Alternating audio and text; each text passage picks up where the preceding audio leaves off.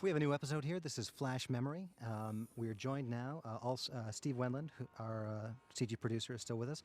We have director Sebastian Broden, who is a CG director. Hello, Sebastian. Hello. And supervising animator, who has been working with Sebastian, Rav Grewal. How you doing? I do.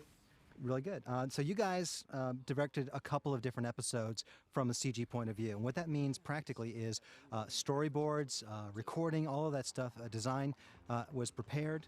We had an animatic ready, and then the whole process would start with somebody like myself coming up to Vancouver and sitting with you guys in a room, watching the videotape of the black and white storyboard playing by, flipping the storyboard, literally going through drawing by drawing, all 1,200 to 1,500 drawings, and asking and answering questions. And then let's talk about the life of a single show, the process that you two go through as animators and as directors to prepare it first for a crew, and then your responsibility working with the crew.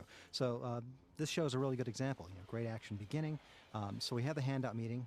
What do you do after that? If I can just maybe start, Sebastian and Rav also did an earlier episode, but so by the time we did this episode, the series had sort of gotten into a rhythm, into a flow, and a lot of the initial problems were solved. It was actually good timing because this particular episode required a lot of real character moments. So you're just kind of faking it and taking a check. Yeah, no. but this one was particularly interesting because this is an episode unlike a lot of the episodes in the sense that it's got a lot of character, comedy, humor. It's a great character piece. One of the things about this show that was kind of cool is it was a smaller, more focused show. There were fewer characters. The action was a little bit more focused on the characters that we had, which theoretically gave you more man days and more ability to give attention to the smaller, quieter moments. Yeah, for sure, definitely. This was more a character-driven show. We had come from from the Loser show, in which it was more action-packed. Definitely, also we do the as you previously described. We get the animatic from you, and we discuss with the producer Stephen Wendland and Barb and Rav how we are going to approach the show, and on a daily basis, we talk to the animators and we submit the different sequences to them. Well, but again, from a big picture point of view, how long do you and Rav work on the show, just the two of you, before you actually expand out and bring all the animators in to join you in the effort? 3-4 weeks. 3-4 weeks, Sebastian and I sit together by ourselves, and we start from the beginning with the storyboards that are given to us. And we actually board out the storyboards. We put the characters in, and we set them up as they would be in the sets to make sure that the cameras are going to work as they're boarded. So what you're doing is you're taking the 2D animatic, you're putting it into your computer system as sort of a spine for the story. Exactly. And then you're working on top of that with real CG maquettes or puppets and doing kind of an initial layout in that virtual world. Exactly, because then at the time when we do sit down with you, we can resolve the problems with the cameras, we can resolve problems with certain shots not being able to work because of a set or the way the sets were designed or what have you. Yeah, basically we call that pre-production. We have a small team. We have an editor. In our case was David Tilner. We also have Rav and also an avid senior, Tomo, in which basically we work out every possible problem that we may find on the show. So when we actually have the animators, we have worked them out. And so you've got about 450 different cuts in the show. So you're basically kind of laying out your camera angles and who's going to be in the shot, putting together basically the recipe elements. Exactly.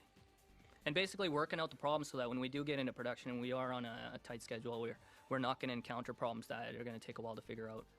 We also, we also judge the team that we have and basically the different strengths and weaknesses. So we choose based on the animators that we have. We choose which sections or sequences we are going to give them to them to make sure that we maximize the quality of the show, but we also try to keep a balance. So sort of a casting process. Sorry? Sort of a casting process. Exactly. So that way we ensure that there is a continuity. You have the best quality possible without having a really strong moment at the beginning of the show and then kind of a weaker area. So we try to maximize everything there. So after you finish that 4-week directorial preparation period, how many people typically would be coming to you to work on that show, and for how long? We had the original Avid team, and we also had an extra 6 animators. For 8 weeks. 8 to 10 weeks. 8 to 10 weeks, yeah. So you've got about a total of 10 people on your crew when you have full team of animators? Mm-hmm, exactly. Basically, we have 2 senior animators and 6 junior animators, more or less, depending on the team. And then beyond that, we have the effects team, the team that doesn't sit in the suite with us and basically just deals with special effects, mainly a lighting department that adds. But that's something that would happen kind of later in your process. When you initially start with your team of animators, you have a sit-down meeting with them, you talk them through it, you show them your kind of initial staging. What's their process to kind of work in drafts to give you what you're after? And then as a director, you're looking at it not just technically, but as a human being for performance and for lighting. What's your process in terms of receiving material from an animator and judging it? Basically, in the first day of production, we do a read-through of the script, and we also show them the animatic, so every single member of the team knows the show. We try to explain any emotional state of the characters, what's the point of the main points of the show, and then once we start giving the specific sections to the animators, we run through them to really make it clear the emotional state of the character, because it's not so much about the emotion of the action of the character, but the actual emotion of that character. Why is the character getting up? Why is the character sad? Why is he happier? A lot of that has to come across, especially in a character show. So they'll send you kind of a low-res or a not finished version of the shot. What will you be seeing at that point? The first stage is we give them the sound so they can start working on the sound based on the shot, and then they provide us with a first test, which is we call it a Gambi test. It's a really rough animation, just to see how the motion, whether the timing is working, whether the shot is going to work at all. That's a Gumby. Gambi, sorry. So this is also the point where you're perhaps coordinating with other directors to see if there's existing motion or something that has already been created for the series that could be applied. Exactly, yes. We look through other shows to see what we can kind of recycle or customize. There may be like a really nice jump for Spider-Man that we may like to use the jump and add something at the end of it or something like that. And also, there's the aspect of reusability on the part of sets. You mentioned one of the things that we have is a lighting department, which provides lit sets saved off before the show ever starts. One of the things that Rav did in this actual set that we're looking at right now, here's in Dr. Zellner's lab, it was lit, ready to go, and then Rav actually went and refined it during that pre-production process. See, what happens is that when we get the sets from the lighting department, they don't know the show as well as Sebastian and I know the show, as we have discussed with I do the different moods in the different sets. So what happens is usually the supervising animator will take the set and he will tweak the lighting to change the mood or set up the mood of the set and of the scenes using the lighting. So we had to do that in the Zellner lab. We basically made it a more contrast lighting using a lot of blacks. We used a one key light on the character so that we would get more shadow for our characters to create that darker mood every time we went back to the set. And it really helped with that going from the dark set to the daytime stuff, really set up a nice mood going great. back and forth. If you're working in a stock environment, for example, Harry and Peter's apartment, how much control do you have over the lighting if you wanted to remove a light or adjust a light?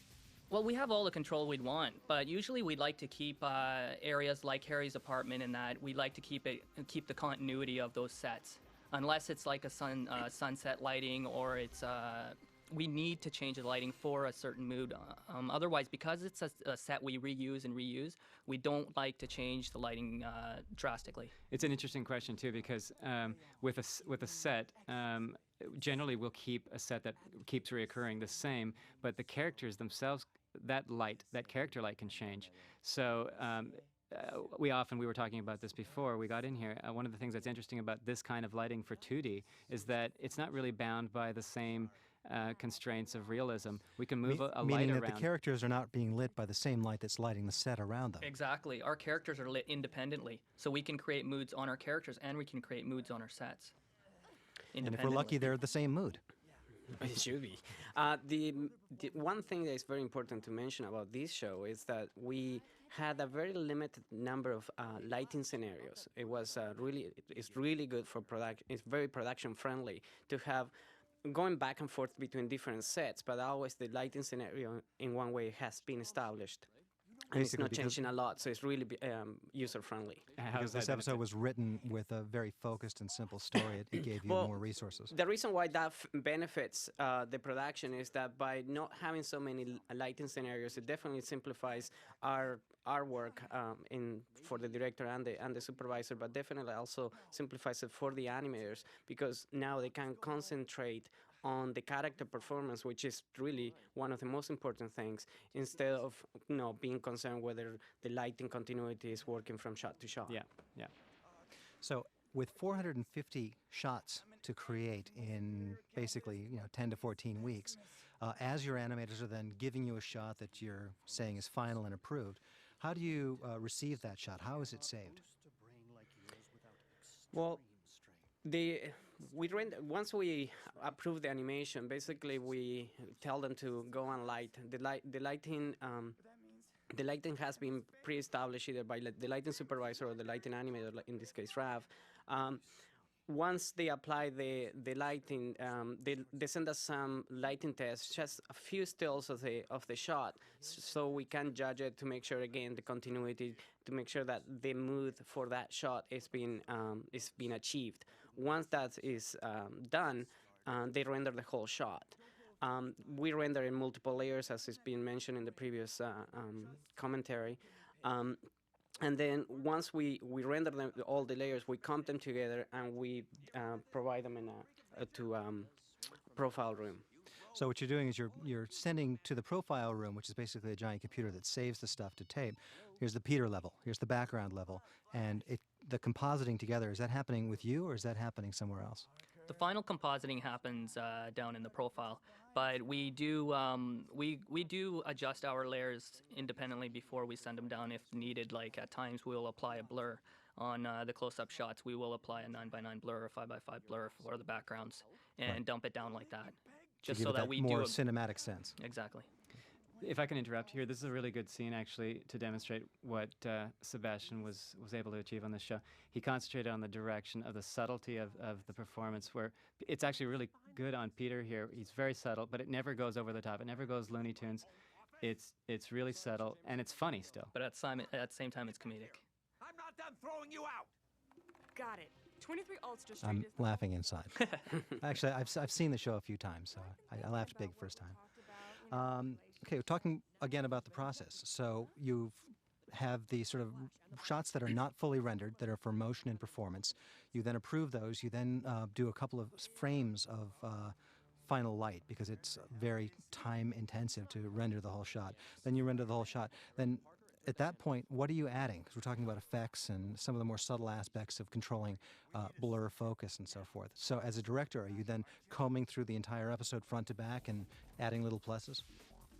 Well, before we even hand the shots out, like even in pre-production, we already have an effects list, so we know which shots are going to need effects. As soon as the shot is approved, we've already handed that shot off to the effects department, so they can start working on that simultaneously while we're lighting it. And then when the final shot is lit and the layers are ready, we hand those over to the effects department, and then they composite their effects on top of the pieces, and then we just send it down to profile. So all this happens simultaneously in the different departments. The other thing too to mention is that we don't work we prioritize the different shots too. Like we don't have to work each shot in a linear manner. We prioritize the shots, so we know that if we have a special effects, if this is a shot that the special effect department is going to need, we produce them first, so they can arrive and they can receive them and have more time to make sure that the effects looks as good as it can be. There's another factor that was a little bit chaotic and an aspect of being out of control that we anticipated, and that is that the 2D animatic would be 20 minutes long, And in many ways, it was sort of our goal, it was our contract to match that timing. But sometimes the animator needed another half of a second or another full second to make a scene really, really play out. And so often, while you were in the midst of animation, we'd be getting together to talk about small cuts and edits and ways of trimming out 5, 10, 15 seconds to permit a little bit more leeway in other scenes. And that was an ongoing process.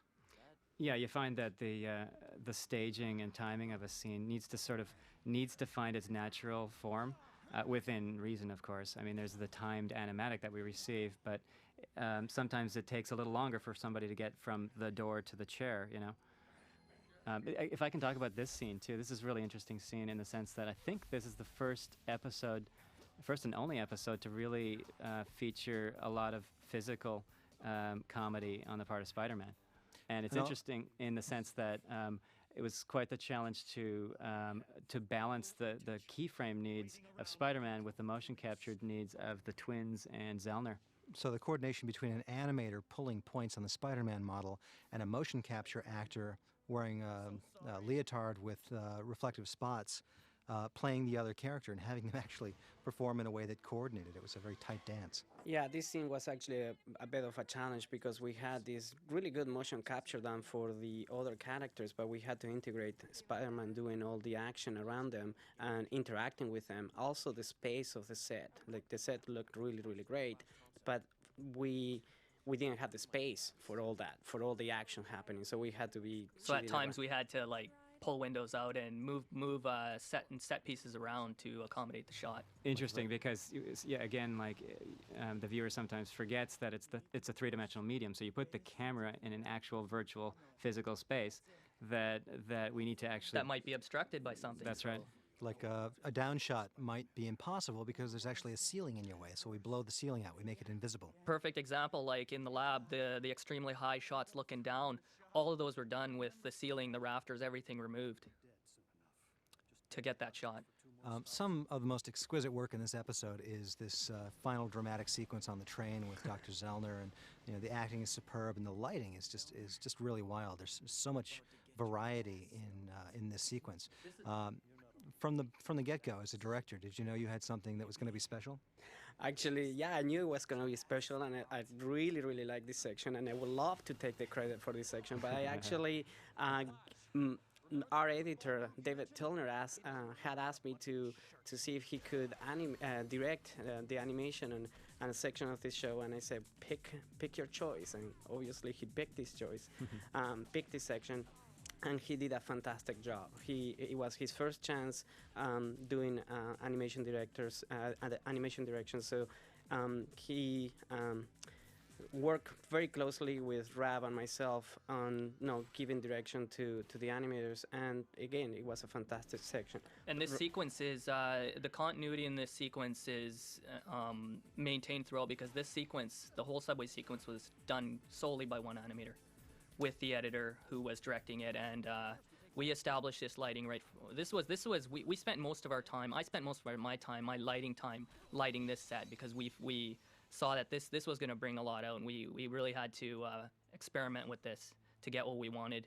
And we actually had 3 or 4 different lighting scenarios. You just saw lighting change there that we went through, and we really worked with the blacks. A lot of dark shadows in this sequence and rim lit. So the characters are constantly lit from both sides to keep them dark, but at the same time maintain their shape. So in many real ways, we're lighting it as if it were a live-action set, and it's just sort of translating into this very 2D aesthetic. Exactly. It is, but at the same time, we got away with a lot that we wouldn't have gotten away with in a live-action set. Yeah, no one questions the fact that the rim light is always a rim light, no matter what angle you look at them. So it doesn't make any logical sense, but it really works as graphic. If I can interrupt too, also the effects department, they had to do some amazing effects that it was really hard to do in the 2D environment to make sure it fit with the style of the show. To make effects to look 3D is relatively easy, but to actually make it to fit to this show was a big challenge, and Kevin McKevin did an excellent job. Yeah, and that was an ongoing problem. The one that you just saw there, which is a great example, is the going into Flash's brain there.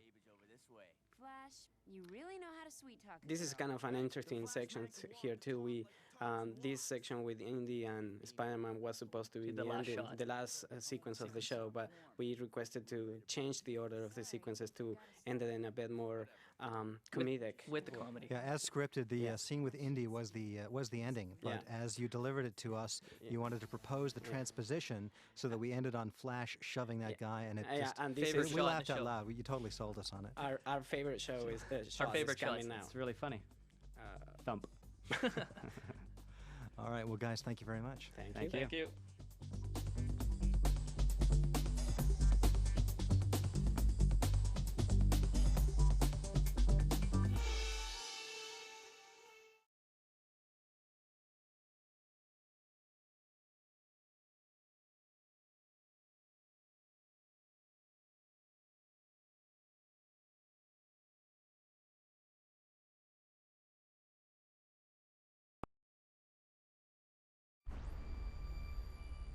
And therefore, I have signed. This episode is called Spider-Man Disabled. I'm joined by Barbara Zelensky, who is also a CG producer from Mainframe Entertainment. Hello, Aldu. Barb and I have worked together on a number of different series over the years, and she and her partner Stephen Wenlin were involved with Spider-Man from the very beginning when we knew it was going to be crafted over at Mainframe. And I'm also joined by Johnny Darrell, who is one of the directors on the series and extensively involved in early development. Hello. Hey, Johnny. How are you? I also should mention that Johnny worked with me on developing the main title for the series. And finally, we have Rex On, who is a supervising animator and worked with a number of different directors and, again, involved in early development and has sort of lived with the show from the beginning. Word up. So we're mentioning development, which is something we all sort of shared the early days of trying to plan the image, the visualization, the art direction for this series. A couple of different disciplines in the room right now. Barb, from a management point of view, you had to figure out who the cast was going to be, who are the animators, and how many of them could we have, and for how long. And then at a certain point, that small core group of people had to explode out into a huge crew that it sometimes probably approached 100 people, and you had to make sure that everyone had a desk and a purpose and a paycheck. Yeah, absolutely. When we first started with the development of the project, which probably I'd say took about 4 to 6 months, we probably started about with 30 people, different key people in different departments, with our modeling team full on going as well. And then towards the middle of the series, when we were ramped up to 5 lines of production, we probably had 100 people on at that stage. And another aspect of your responsibility is making sure that things are happening in a timely fashion. We're budgeting a certain number of man days or man weeks per episode in order to keep everything affordable, and you had to make sure that those dates were getting hit. Yes, without hindering the creative process, of course. Always but a give yeah, and take. Yeah, you have to do, it's checks and balances, right? So from the very beginning, one of the first things you had to do, working with Stephen and myself to a lesser degree, is figure out how expensive is the show? How much does it take to actually pull this off, and then give the resources that were necessary to make that happen? And one of the things that involved was creating practical limitations for us on the creative side, based on how many models could we afford per episode, how many sets, how many unique or novel lighting rigs, and we actually had to sort of calculate and pre-calculate our limitations on those. Yeah, And then, we basically had a lot of discussions and sat down and, we call it a list of assumptions and kind of a shopping list of, okay, this is what we can do for the series. This is what we should build up front because we're going to be using those certain models like Harry's apartment and all our main cast throughout the whole series. So you want to put a lot of time and development into that, but you also have characters and villains per episode. So you want to make sure you have enough time and money to build for those as well as you go throughout the series. So yes, we had a lot of discussions about what we can do really up front. So it's a lot of good planning and organization. And there's a lot of sort of pre-calculating about when you would shepherd an animation crew from one director to another. As one person was anticipating that they would be wrapping up work on a show, you needed to make sure that those 10 to 20 animators were going to have a place to go and have work to land on their next gig. Absolutely, and you want to also balance the talent pool of animators so that every director and every Avid team has a good character animating, good character animators plus good action animators on their team, so that the team is balanced. And when you have 5 lines, which is 5 shows going at the same time and 2 in pre-production, it's a lot to handle all at the in the middle, and everybody wants the talent to be divided up equally. So it's a big assembly line, and it's a large building you have there in Vancouver. Couple of floors of people working, and the primary setup was an Avid suite where the director and the supervising animator would be working with a bunch of computers, and then surrounding that would be another room where the animators themselves would actually be working, sending shots through the wires to the kind of the mission control room, as it were. Yeah, and that's when we had like what we call our pre-production period, where we'd have an Avid team of a director, a supervising animator, we'd have an Avid editor and an Avid senior working together for about 4 weeks before they got on with an animation team. And that animation team might be finishing up another show and then go on to this show, and then it continued throughout for the 13 episodes. And just to clarify, an Avid senior is actually an animation senior. Yes, they will meaning be. over age 65. That's right. They will be going on to An excited senior. animate with that episode, so they sit in the suite after, so that they're kind of the lead person to go to. They know the show from beginning to end. Right, They're really because they're big help to involved. the supervisor. That's right. They're involved in pre-production as well. Yeah, so the animators rely on the Avid senior or the senior Avid animator to to ask questions too. If that senior doesn't have the answers, then they can go to the supervising animator. If the supervising animator has no idea what they're talking about, the director might be able to help them. And if not, then And we all go for beers. the editor. I for don't sure know. knows. We throw up You know what? I don't. So any specific recollections of that early development phase? There was that 4-month period where we had to build that initial model of Peter Parker, I think MJ was the very first character that was created. Yeah, Yeah. we worked with her a lot in doing lighting tests, set tests, a number of things, and we learned a lot of things with MJ. Yeah, and we the girly tested her walk. with paint lights. Yeah, Yeah. walk cycles Yeah. and for all then the characters. and then when we started getting Spider-Man, we started to test the model there. What are the limitations of this model? And So literally flexing him and animating him and rendering it to see how it looks. exactly. And I was working with a number of animators who were technically directing the model and seeing testing it, and I was gathering all this footage and thought that I should edit this to some music and have a little showcase to show Sony and MTV. Because at the very beginning of the process, anything that looked really good, we wanted to get it out there. We wanted to show it off and That's right. impress people with how darn cool we were. Yeah. Actually, if I could interject. No. No. Johnny, Daryl, please, give me a break.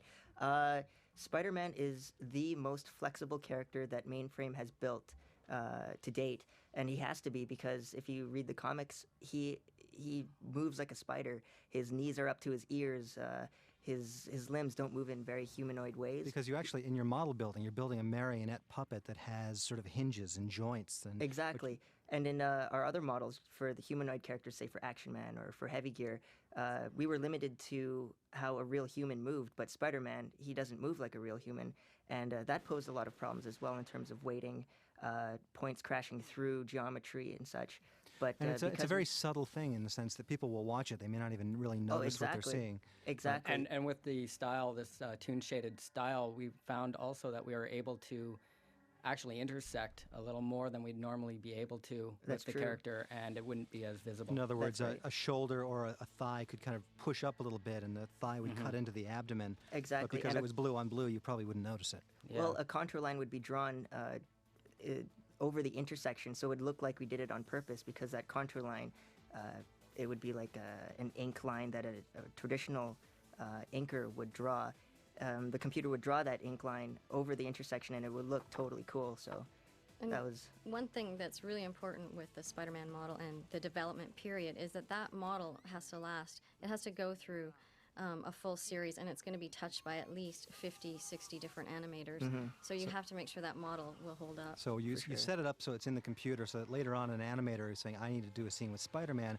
He can go into the system and pull out the stock standard Spider-Man, Right. and he's going to know how to be able to make the puppet work, basically. Yeah, and through Exactly. development, we found, we went through many incarnations of this model, and every time we found something wrong with the model, we'd have to update it and Oh, and there's Harry looking at, At the the bum. waitress's bum. Yeah. Nice shot, nice. So we felt that that having Did you lose your train yeah, of I thought lost by my looking at train the of bum? thought, Harry's a yeah. dog. That's who he during is. pre-production, yeah, we did do a lot of testing with Spider-Man, and we did solve a lot of problems before production started. However, you don't really know what you need from a character such as Spider-Man until you actually use him and render him in a show. So the whole finalizing of Spider-Man was kind of an ongoing process during the entire series. Yeah. We up also had until- some basic decisions to make at the very beginning, like, the jaw flap for Spider-Man. Yeah. In the comic books, his jaw doesn't really move, and in the live-action film, obviously, it does. And we just thought it was a realistic choice to have his jaw moving around, working with his lip sync, and that Yeah, actually and- created a and- lot of extra work for the animators, but really paid off. And yeah. and with the eyes, in the movie, the eyes couldn't really move. Yeah, and, solid mask.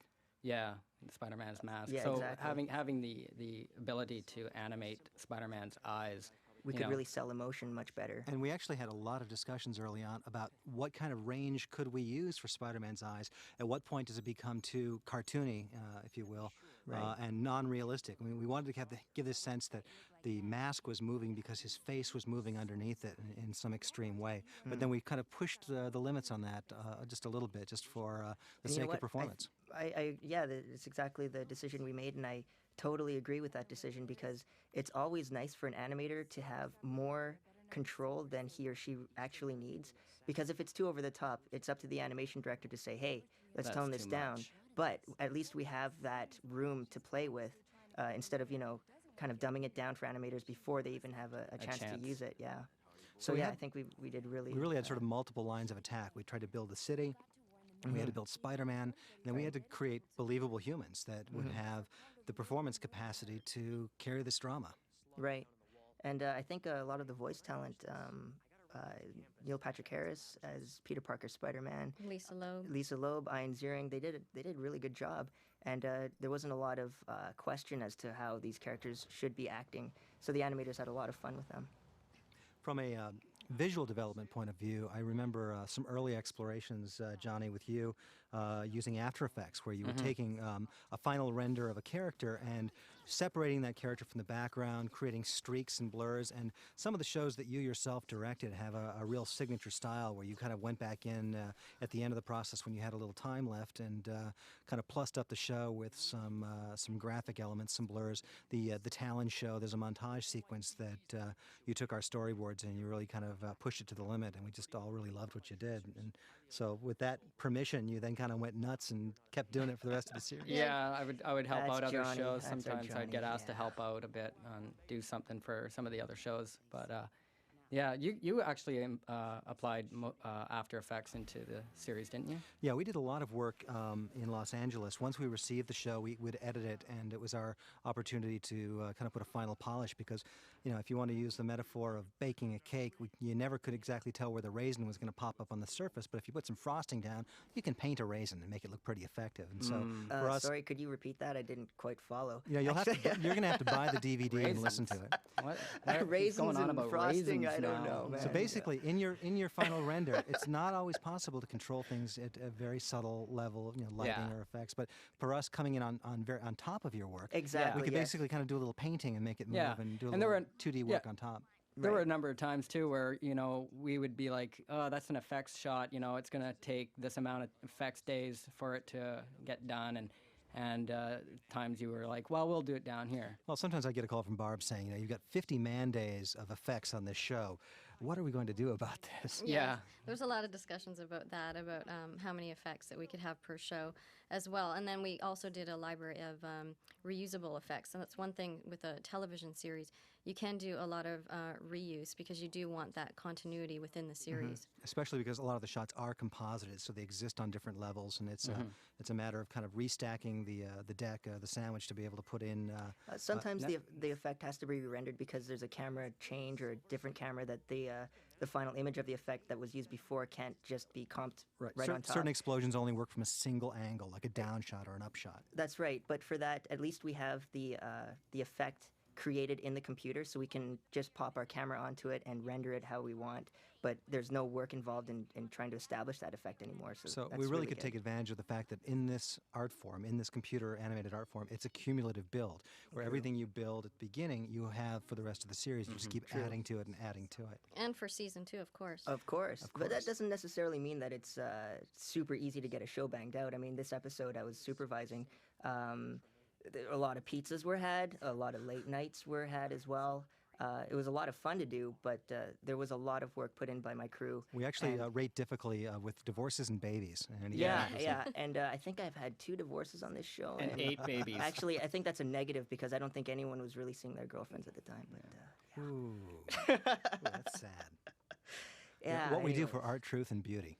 Yeah. Of course. But, you know, everyone loves working on Spider-Man. Oh, yeah. It's Spider-Man. Totally. Yeah.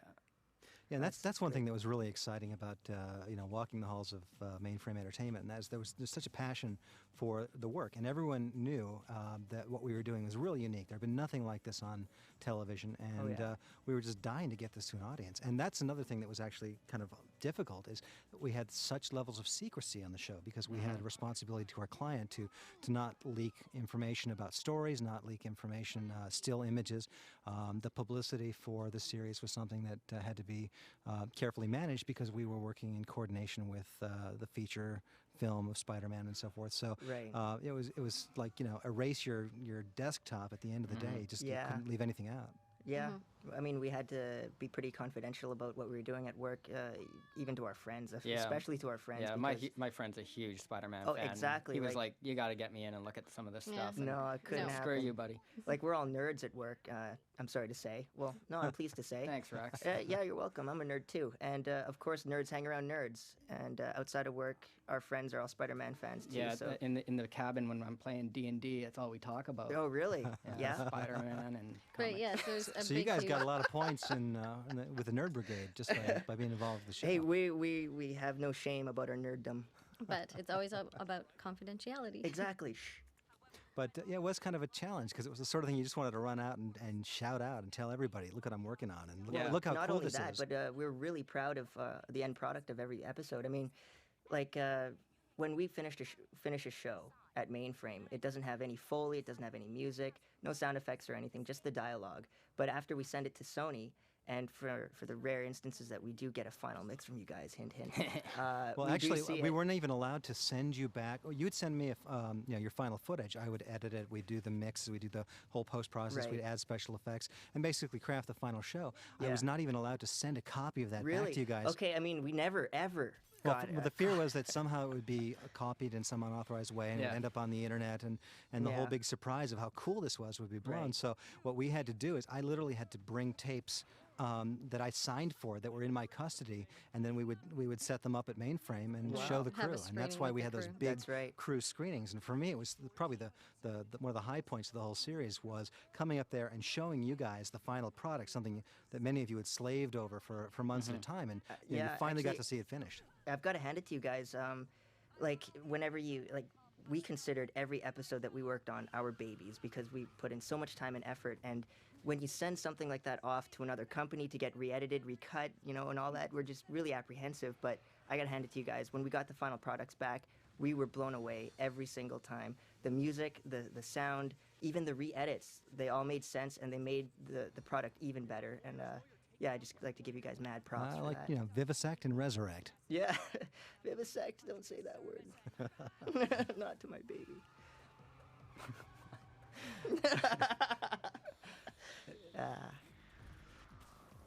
This was a cool sequence, actually, that Harry-On did. They bust through, if you remember in the beginning of the episode, they bust through the George Washington Bridge, and coincidentally, they bust through the same hole again. That was actually written that way because, in working with writers, we had to sort of say we can only afford one bust through. And so, exactly. Can we do it twice? Well, yeah. Hey, yeah, exactly. So, in fact, we did it a third time. We reused it in Show 7, Head Over Heels, the Christina show. Oh, really? Well, but it looks fantastic. Oh, absolutely. Look at the strength. Oh, look at that weight. You won't get a chance to visit the White House. This So Spider-Man, as he swings through the city, there's there's a lot of kind of balletic motion. I remember Johnny sitting with you at the very beginning before we had done any real motion tests, and just talking about Cirque du Soleil, talking about certain types Physics. of athleticism, the sorts of fluidity to the motion that was our goal for this character. Yeah, and we were also looking at how we could use his webs in unique ways that we haven't really seen before, like sometimes actually throwing his webs at something, actually pulling on the web to get some elasticity, some stretch, and then having that stretch recoil him, as propulsion. Exactly, weight and momentum, yeah. The action animators on Spider-Man, they kept the action really consistent, actually. The look was Spider-Man swinging through the city, all the fight scenes, they look good. And being a supervising animator, I'm pretty picky on stuff I see, and I've got to say, yeah, our stuff's really consistently good. But same with the acting, especially like in this scene. You really feel the moments when MJ comes to the realization that Indy's there, and And you have to choose which animator is going to look after this scene and who's going to nurture this scene and make it the way it is. Well, a lot of people at Mainframe to thank, and for all of the energy, passion, and enthusiasm. I think it made it to the screen. Thank you. Yeah, thank you very much too. Thank you.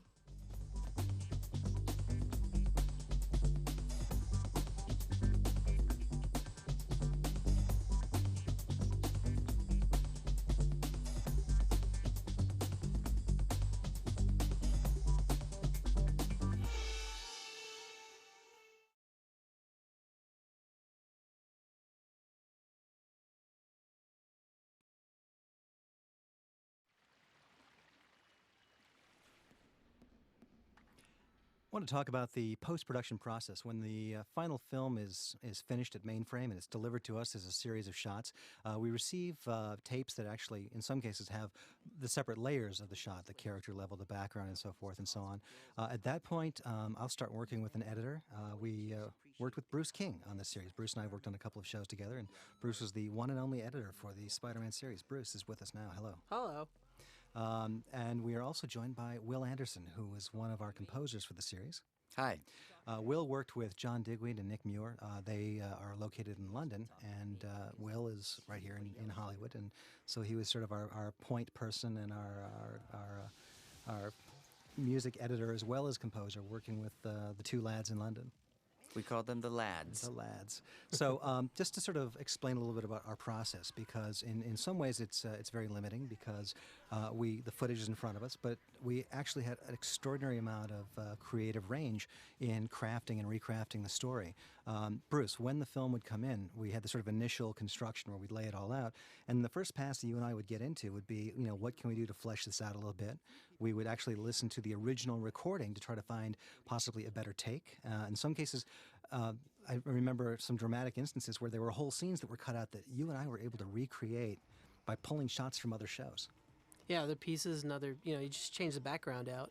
And since Spider-Man, sort of because of the mask, gives you flexibility of being able to use different shots from different shows and not have to match lip-flap exactly. So if we got really clever, we would do it so well that nobody would ever know how clever we were. Well, hopefully we were clever enough to fool everybody. I never knew. So we basically spent about a week or a week and a half working on each one of these episodes, and it would literally be going through frame at a time. Yeah, and some shows were more complex than others. Like the Turbojet show had hundreds of shots that need to be affected, and other shows like show 5 or something would only have a few.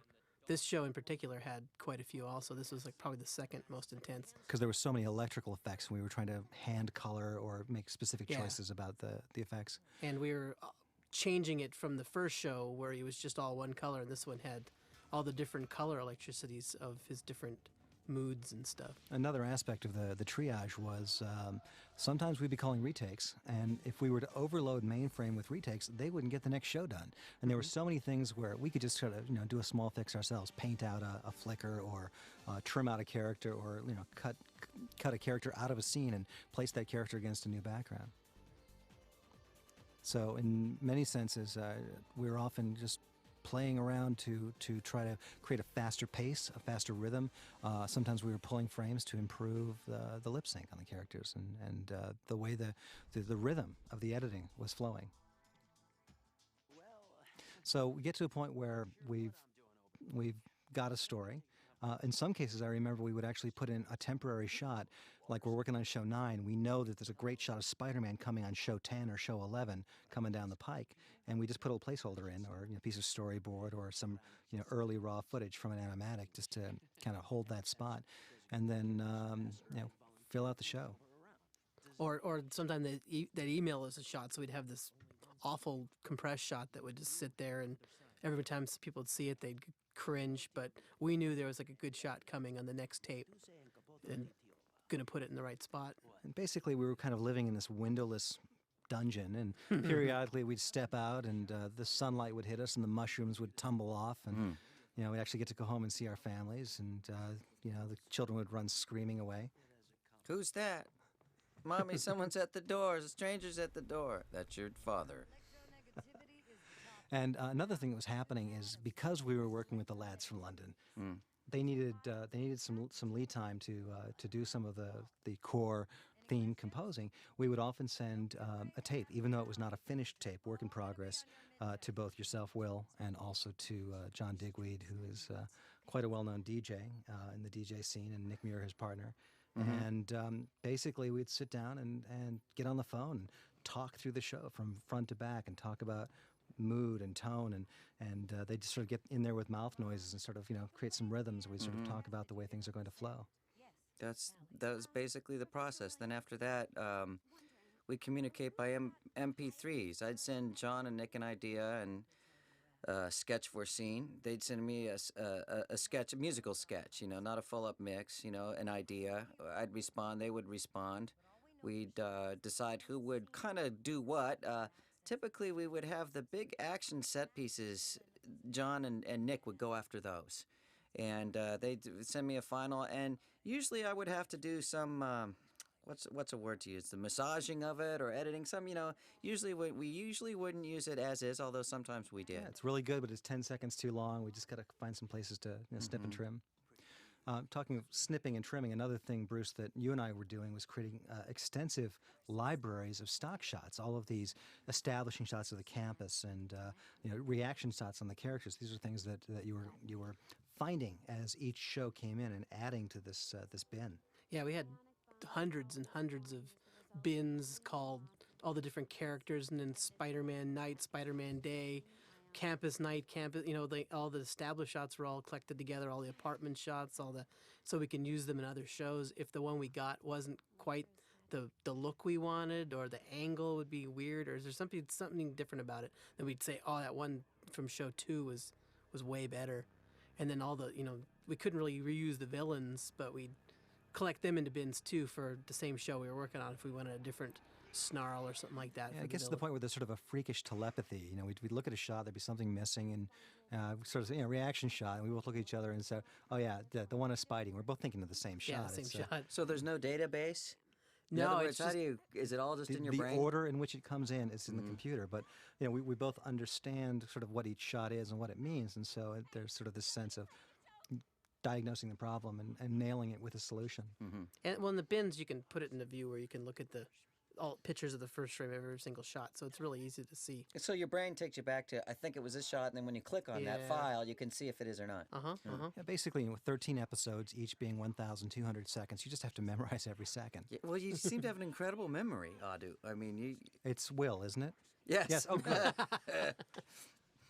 So we get to the point where we do what we call locking the picture, and that's where Bruce and I just kind of raise our hands off the steaming keyboard, and we say, this is the show. It is at the exact right length, which is really important because otherwise they can't really put us on the air and they can't sell enough commercials. But so one of the things we do after we do refine our edit is we have to measure it. We're 10 seconds long, we're 5 seconds short, so we'll often do kind of a final pass where we're kind of fattening it up or trimming it down just a little bit. And then we get a locked picture. Then it goes to you, Will, as the composer, also to Advantage Audio, which is located in Burbank, where they do the sound design. Pekka Thomas was doing all of the zaps and pows, and we also had Phyllis Skinter doing Foley, and it literally is one of these rooms like you'll see in the documentaries where she puts on the different shoes and walks on the different surfaces, and it's extremely elaborate, very cinematic in detail. So sound design is going on, sound effects are going on. We have Robbie Smith, who's recutting the dialogue so that it'll function for the final mix, and simultaneously you guys are jamming on the music, and we've got about a week or maybe 2 weeks if we're lucky. Yeah, it used to be 2 weeks, but anymore it's a week. And then I would tend to, pop in my trusty pickup and haul off to the Hollywood Hills and go knock on the door of your home, which is also your studio, and get to see your kids and go on in, and you bring it up on the big screen, and we'd have our first listen. That's right. We would always we start with a pretty detailed spotting session where Adu tells. Well, usually I was the conduit to the lads in London, but so we would sit down or on a conference call, go through all the needs of the show, beginning to end.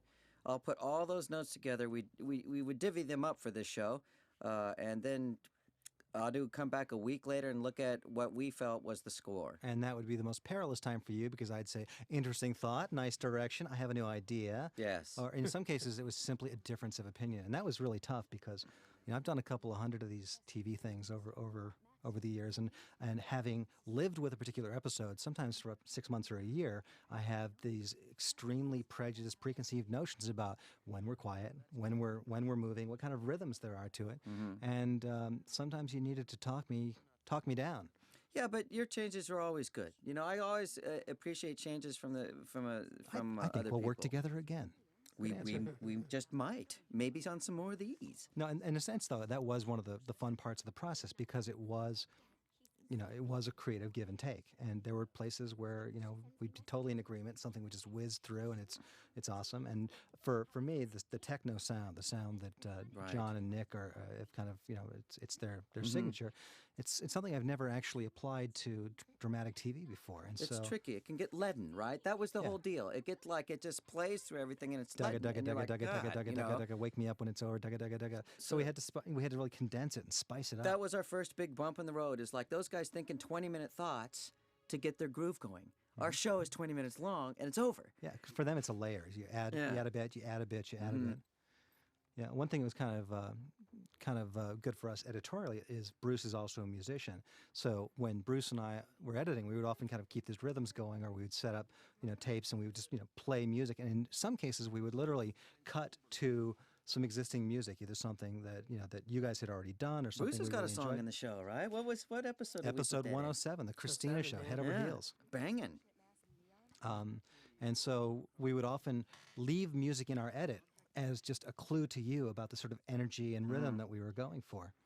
Much to the chagrin of the lads in London at times. I was a little more open-minded to suggestions, I think. Yeah, it was not so much direction as, just direction. Well, we needed a beat to cut the scene to, because if you don't cut it to a beat, because if you cut it to one beat, it'll probably work to something similar, and if you don't cut it to any beat, it's not going to work ever. Yeah. Secrets. Once John and Nick called me about something you had cut to, and I don't think I ever told you, but it was like, now the truth can be told. It was like, well, we consider that German techno to be the lowest form of music. It was something like that. I mean, Bruce, I think that's something you composed. It probably was. I had one of our the compilations we were on, and I was using songs off of that. And they considered it to be the lowest form of music. And then I would always call them, here's another secret of the trade, after Adu would leave, I would send them a fax, and we would call it every week, the body count.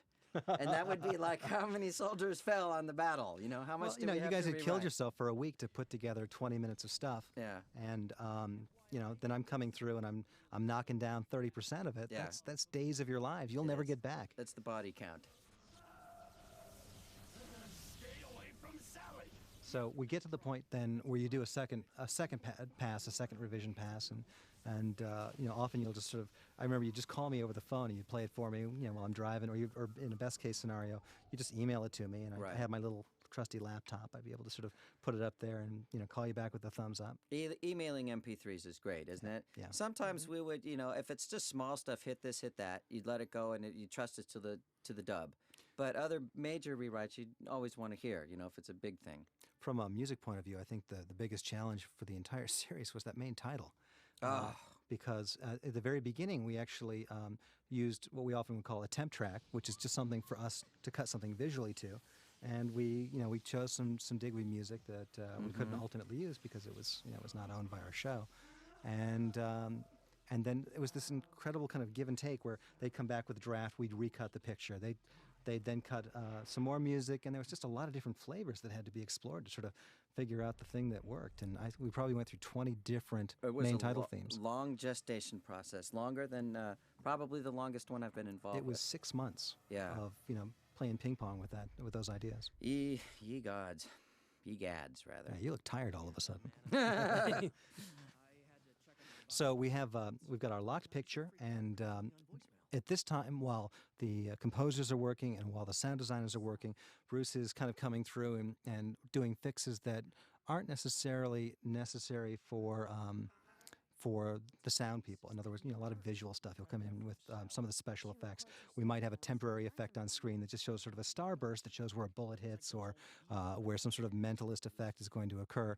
And that's sort of something that Bruce will develop with Azariah Owens, who did a lot of After Effects work with us. And then the goal is to get all the effects fixes, the visual fixes in place for the mix, where we bring it to the big stage, we see it on the big movie screen, we've got the big boards in front of us with all the little knobs and dials. Mixing in 5.1. And mixing in 5.1 so that this DVD would be something extraordinarily special. And, of course, we had to mix it in 5.1, but we also had to make sure it functioned in, for the regular old tinny TV boxes that most people have. Yeah. So at that point, it's a full day's work from usually 8 in the morning off until late at night. Dadu has the patience of Job. He's always the first one there and the last one gone. We'd make the music pass. I'd be tired. The voiceover pass. Rough on the effects. Mix sounds pretty good. I'd leave. Well, I'm not really working. They have great hors d'oeuvres there. I'm sitting there noshing all day long. Unbelievable patience. It really is a challenge though, because you have one chance to get it right, and then it's going to live for the ages. And if you can't hear somebody's dialogue, or if somebody's killed themselves for this extremely exquisite little music cue, you've got to make sure that you honor that passion and that effort, and make sure that it reaches the audience. And sometimes the right sound effect makes or breaks the effect that we spent hours and hours developing and working on and stuff like that. Yeah. The way it appears on the screen is enhanced by the way it sounds. It gets to be pretty subjective. At a certain point, it's best if everybody gets out of the way and lets the author, in this case Adu, make the call, because it's so subjective. One person has to really, at some point, go on the carpet. In a perfect world, the best idea wins, but when we're working on a deadline, it's my idea. No one ever cared before. In spite of all of the planning, and literally we're talking about 20,000 different, particles of sound, a gunshot, a footstep, somebody breathing, a line of dialogue, a snippet of music. All of these things have to sort of pull together like a giant mosaic, and we get it all together sometimes, and we're like, you know what, this isn't working. There might be a piece of music that's just sort of that's contrasting the mood of what's it's like getting all of your actors on the stage finally and finding out that they're not exactly talking the same language. And so that's, Will, why you would be coming to the mix. It's just sort of a last-minute surgery. Like, what, this act break where we're going to commercial, it's not happening here. Right. We got to find something. And so we would just sort of brainstorm about a place to pull, borrow, and copy from our own work. We would always do that. We'd always make a music pass, make sure that it was there, and then we goof around with it. Once all the effects, voiceovers, Foley is all in there, it changes. You just can't visualize that all when you're sitting in my studio hearing nothing but dialogue and music. You just don't know. You can guess. Which is actually a very nice way for you to be listening to it. It's like, who needs sound effects, Yeah. But I always think about it. You got to think, oh my God, that's going to be huge. A jet flying over a helicopter? What am I going to do? And actually, that's the temptation you have to resist when there is a moment that's obviously a special effect. Like somebody falls to the ground. You don't want to over support it with a big drum beat, because that's got to be the sound effects happening there. So you got to make choices. Yeah. Or if you do things, you try to stay out of the register. If it's a huge explosion, there's going to be a lot of low end and a and anything else would get swallowed up. So maybe you do something real high. Yeah, your temptation is to sort of cover it completely. But Right. sometimes the judgment has to come in and just get the heck out of the way. No. Put nothing there. Go to silence because the sound effects guys are going to take that moment. That's the first rookie thing you do as a composer is you do something that sounds like a sound effect. Yeah. And a lot of times first-time producers or directors will let that go through. They think it sounds right. Later on, you learn that, it's just getting lost in the mix. Yeah, but late in their careers, they're tossing and turning and moaning in the night, realizing the error of their ways. Yeah, that's right. So we wrap up the mix. We get a couple of different tracks from that. We have separated the dialogue from the music and effects because we like the show to air in different countries and different languages, and that gives us the opportunity to dub it into Spanish, German, French, and so forth and so on. So Bruce, then the show comes back to you again, and we've been editing in this sort of a lower resolution so that it doesn't absorb every bit of memory in Los Angeles, and then you've got to render the whole thing at a higher resolution, and that's the first time that all the picture really comes together with all the effects. Yeah, that's when we take the final sequence and we farm shots off to Azariah Owens, the effects artist. We've taken and we've gotten shots from other places, and the sequence is filled with these little locator notes, which are markers that we laid along the way. And as I place finished pictures into shots or fix shots that need to be fixed, I delete the locators. And well, basically, finally, on the timeline of the show, there's these little round potatoes of color, and as they disappear, you're almost done. Exactly, and when the final locator gets deleted, and then it's time the show is finally ready to have its mix laid to it. And you should be celebrating, except A, you're exhausted, and B, you're halfway through the next show. Yeah, exactly. I'm stealing time in between, and then we farm it off to the assistants to let them work their magic and do the final outputs and everything. And then, then we're already starting the next show. So there's no pats on the back. There's no parade. Just a bunch of stolen moments to watch what you did last week. Although I do find that when we're working in post, the studio tends to bring us lunch a lot because they find that if they bring us lunch, we actually work through every day, and they get more out of us. It's a way of getting an extra hour's worth of work. But we don't complain. Free lunch is good. Mm-hmm.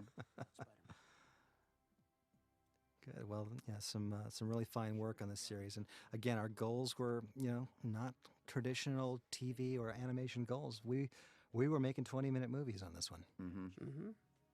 This was actually a really dynamic shot, Bruce. I think you suffered through this one. Yeah, this shot was like in three different parts and different composites. The buildings were separate from the sky, and then it was covered with various transitions. About 30 or 40 different elements, if I recall. Yeah, a lot, and it was composited by Azariah at the last minute. And I remember when we did the lens flare on the sun at the end, he had a heart attack because the keying was very difficult. That's why we wear the T-shirts with CPR instructions. All right, thanks, guys. Thank you. Thank you.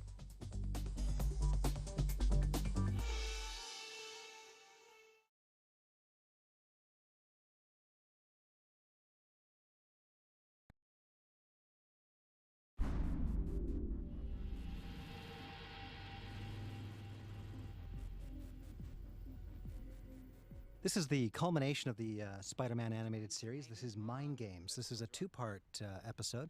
I'm joined now by the writer and executive producer, Morgan Gindel. Hello there. And a culmination of Season 1. Season 1. Steve Criazeri, who is one of our writers. Hello. Yeah, it's actually Crozier. Well, that's good to know. Hopefully you spelled my name right when the credits There will be a roll. quiz at the end of the DVD. You can take it if you wish. And, of course, the creator of Spider-Man, Stan Lee. The only good thing about me is my name is easy to pronounce. So these particular episodes went through a lot of incarnations. Morgan, I recall that by the time we got towards the end of the series, a lot of money was being spent on a daily basis on large crews, both at Mainframe and down in Los Angeles at Sony. And we were trying to get premises approved by our clients, and that would allow you to move forward with stories and script. And there were a lot of last-minute things that happened here. Tell us your recollections. Yeah, I think the idea was, well, how do we do this and use some of the resources we've used throughout the season and keep it contained? And I said, okay, how about this? We make it like bigger than anything you've seen yet during the season. And Steve and I were working on a plot line that had gotten approved for about 5 seconds with dirigibles over, it was the idea, Steve, wasn't it like the Fast and Furious? Yacht racing Fast over and the Furious harbor. in the sky. Fast and yacht Furious in the races. sky. I'm not sure that dirigibles really compare to speeding automobiles. They don't but go fast, Maybe do you they? had an angle. Yeah.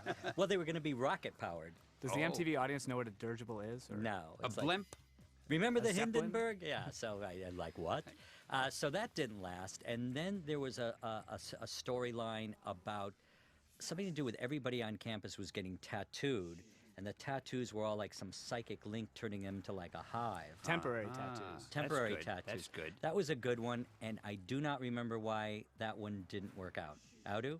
I'm not sure exactly. I think it was just somebody at the top just thought the story wasn't dynamic enough to bring it all home. But we had some really cool ideas. As people put the tattoos on, they were drawn into sort of this group mind. And at that point, the twins, Roxanne and Roland, were developed as the ones who were actually controlling all of these campus characters, all of these students. I'm glad you didn't use that plot because I've been making notes. And the next thing that I write, believe me, it's going to feature tattoos. It's going to be your new comic heroes. They're the tattoo crowd. Tattoo man. Yeah. So from that premise, well, the idea was that in CG, you could do a tattoo really easily and really inexpensively. In a 2D cartoon, if you did a tattoo, you'd have to draw it each and every single frame. But because of the nature of the medium, tattooing and surface texturing was something that was really quite straightforward for us. But from that draft premise that didn't survive, what did survive are the twins, Roxanne and Roland Gaines. I remember sitting in a story meeting, and we were onto a whole new area, and I don't remember what it was, but in the middle of that I thought, you know what, we had abandoned the idea of a two-part season ender. In the middle of that, something happened. I said, you know what, this is a much more interesting story. Take the mind control thing from the tattoo thing and turn it into something totally different, and we came up with this two-parter that allowed a whole episode to really take place in the mind of Spider-Man. We can say these things now because we presume people have watched them a million times. Yes. And I think you've already bought the DVDs, you people who are watching this, so, we can say whatever we want. As a matter of fact, while you're saying it, I'm watching this particular episode, and it is so fascinating that I wish you guys would shut up and just let me concentrate. We're going to have a moment of silence while Stan Lee watches our episode. What could be better? We actually had a lot of fun designing these characters as well. The character of Roland we based on Harry Houdini. We took photographs of Houdini and we sketched him out, and we made him kind of young and sleek and suitable for an MTV crowd. And it was really fun kind of crafting the look of the show. Once you started kind of working at the premise, we were right on top of it with sketches. Well, also in the voice casting, I hope we've mentioned the names of all the other wonderful actors who we've had throughout the series. But to single out in this episode, we got Jeremy Piven to play the brother and Kathy Griffin, an inspired bit of casting, to play the sister. Well, Kathy is so funny, and her intonation is so funny, but if you toned it down a bit, what you got is really creepy and scary, and it really worked for us. The two of them together had this fun chemistry, because there's this subtext of almost kind of an incestual relationship. They've always got their hands on each other. Yeah. So well, while you're talking about that, I'm watching Spider-Man with his hand around MJ's waist. Yeah. And, she's wearing this little blouse which doesn't quite go down all the way, and the pants that are low, and they're talking to each other while he's holding her. And Watch I what want happens. to tell you, it's absolutely so romantic. But look what he and just did now, beautiful. Stan. Does He MJ just wear jumped, did he push He pushed her the off. roof? Yeah. This is No, he actually, shouldn't. we're already in his dream. This He is his shouldn't have fantasy. done that. This is the Really, dream. that wasn't a But you know nice what? thing. Does MJ wear a belly shirt in every episode? The same belly shirt. It's pretty impressive. Well, she has 18 of them, and she washes them a lot. But the way he had his arm around her and she registered and reacted to that, it was quite nice. It's very romantic. We thought it was romantic for them to be standing on top of the building. And then the audience doesn't know it yet, but we're already inside Spider-Man's head, this like protracted fantasy. You know what this was inspired by a little bit is Mulholland Drive, the David Lynch movie. Mm-hmm. And I hope I'm not giving away that movie for anybody who hasn't seen it. I think I'd rather give away that than give away Spider-Man, which you've already done, and before anybody could stop you. Stan, But as people you have say, bought this. They've already bought seen it. I know. So it's okay. So the audience doesn't realize this is all in Spider-Man's head. You mean the audience that hasn't seen it yet? That's right. Okay. The audience Wanna is be not listening to me.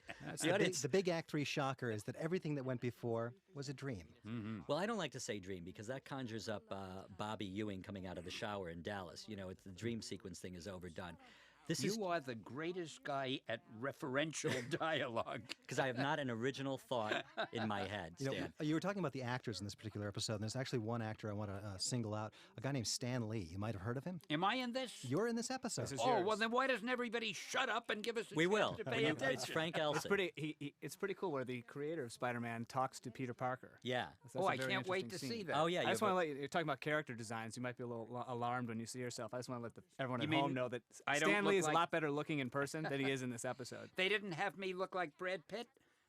You'll have to see. You'll have to see. You know what? You do look like Brad Pitt. We applied for the budget, but they couldn't give us enough. You do look like Brad Pitt, but when he's a few years older than he is. No, it embarrasses me. I walk down the street all the time, and people say, "Excuse me, are you Brad Pitt or Tom Cruise?" But I've learned to live with it.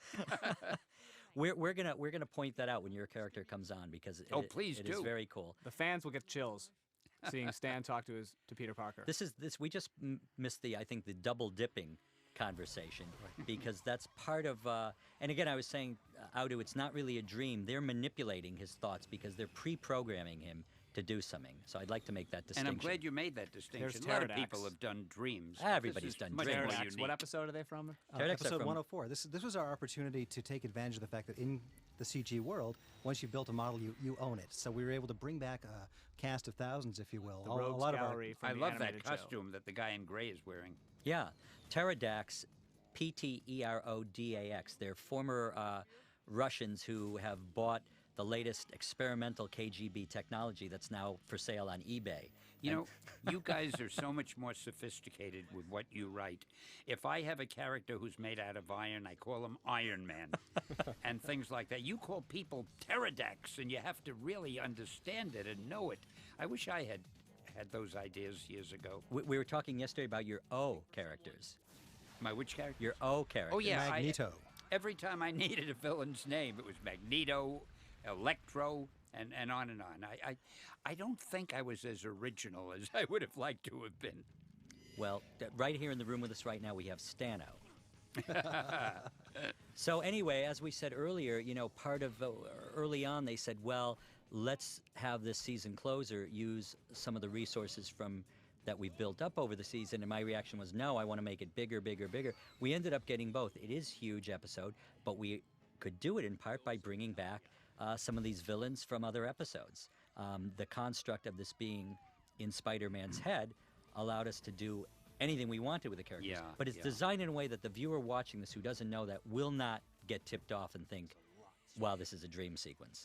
You guys speak so beautifully, and I'm fascinated by what you say, but I must say, it's hard to concentrate because I'm looking at the artwork, and as I've said this so often, the animation is so superb, and these action scenes, they rival the live-action Spider-Man movie. I mean, I am fascinated by the great animation in this show. You are too in kind. this whole series. You're too kind. Well, look at this. Now you know it's got to be in his head because this scene is hot. The two women of his dreams standing there with their arms around. Now, there was a draft where we went a little further, and Peter was actually picturing himself, I think, sandwiched between them as they pull him into the room, and they hauled him in. That got the big ixnay. Funny, I was thinking of myself in the same situation while I was watching it. Fans out there could email Morgan, and I will send you those pages. Maybe. We also had a challenge because we wanted to give some hint that there was, in fact, something going on, something wrong, and you just saw it. And you just saw it. We didn't want to give it away, though. It was a real fine line from an editorial point of view to kind of express some of the imagery from the show, but not let off that this was all a controlled fantasy, and that he, in fact, is still lying on the floor of that van that we saw in the teaser with the two mentalists beaming their thoughts into his head. Audu, while we're on this scene, if I can jump in for a second. Stan, I've heard it said that you modeled J. Jonah Jameson after your own curmudgeonly self? Not when I started him, but after he was in the strip, and I was writing his dialogue, and I was reading it, and I always read it as if I didn't write it. I read it fresh. And I said to myself, gee, that guy is me. And I wasn't aware of it when I was writing it, but he's the same bad-tempered, narrow-minded, stupid guy who thinks he's smart. I mean, it's the greatest, it's the closest thing to me you could ever get. Loud talking. Well, he has worked to great comic relief. I love him. I think he's one of the best incidental or supporting characters. By the way, did you know that Spider-Man, when I did him, was the only superhero who had a nickname? Nobody had ever done that before, but I decided to call him Spidey. Yeah. Now, nobody ever called Batman Batty, or Superman Soupy. And not live to tell about it. And I really like that. Oh, this scene is great with him trapped in the street. This is our homage to Bowfinger. Bowfinger. Yeah, yeah. we do nothing original. That was a tough scene to animate too. That was it took a lot of effort. But it's great to take wonderful episodes from other things and give them your own twist. And I might add, improve on them. Now, Odu, am I just seeing this, or because this is sort of a fantasy sequence in a way, are even his motions a little exaggerated? You'll Like, did notice his that eye sort of- just move a that little little more? spin in the air. Yeah. Those are things that we normally wouldn't permit ourselves. Right. Because they sort of break physics a little more than we would normally directorially choose to do.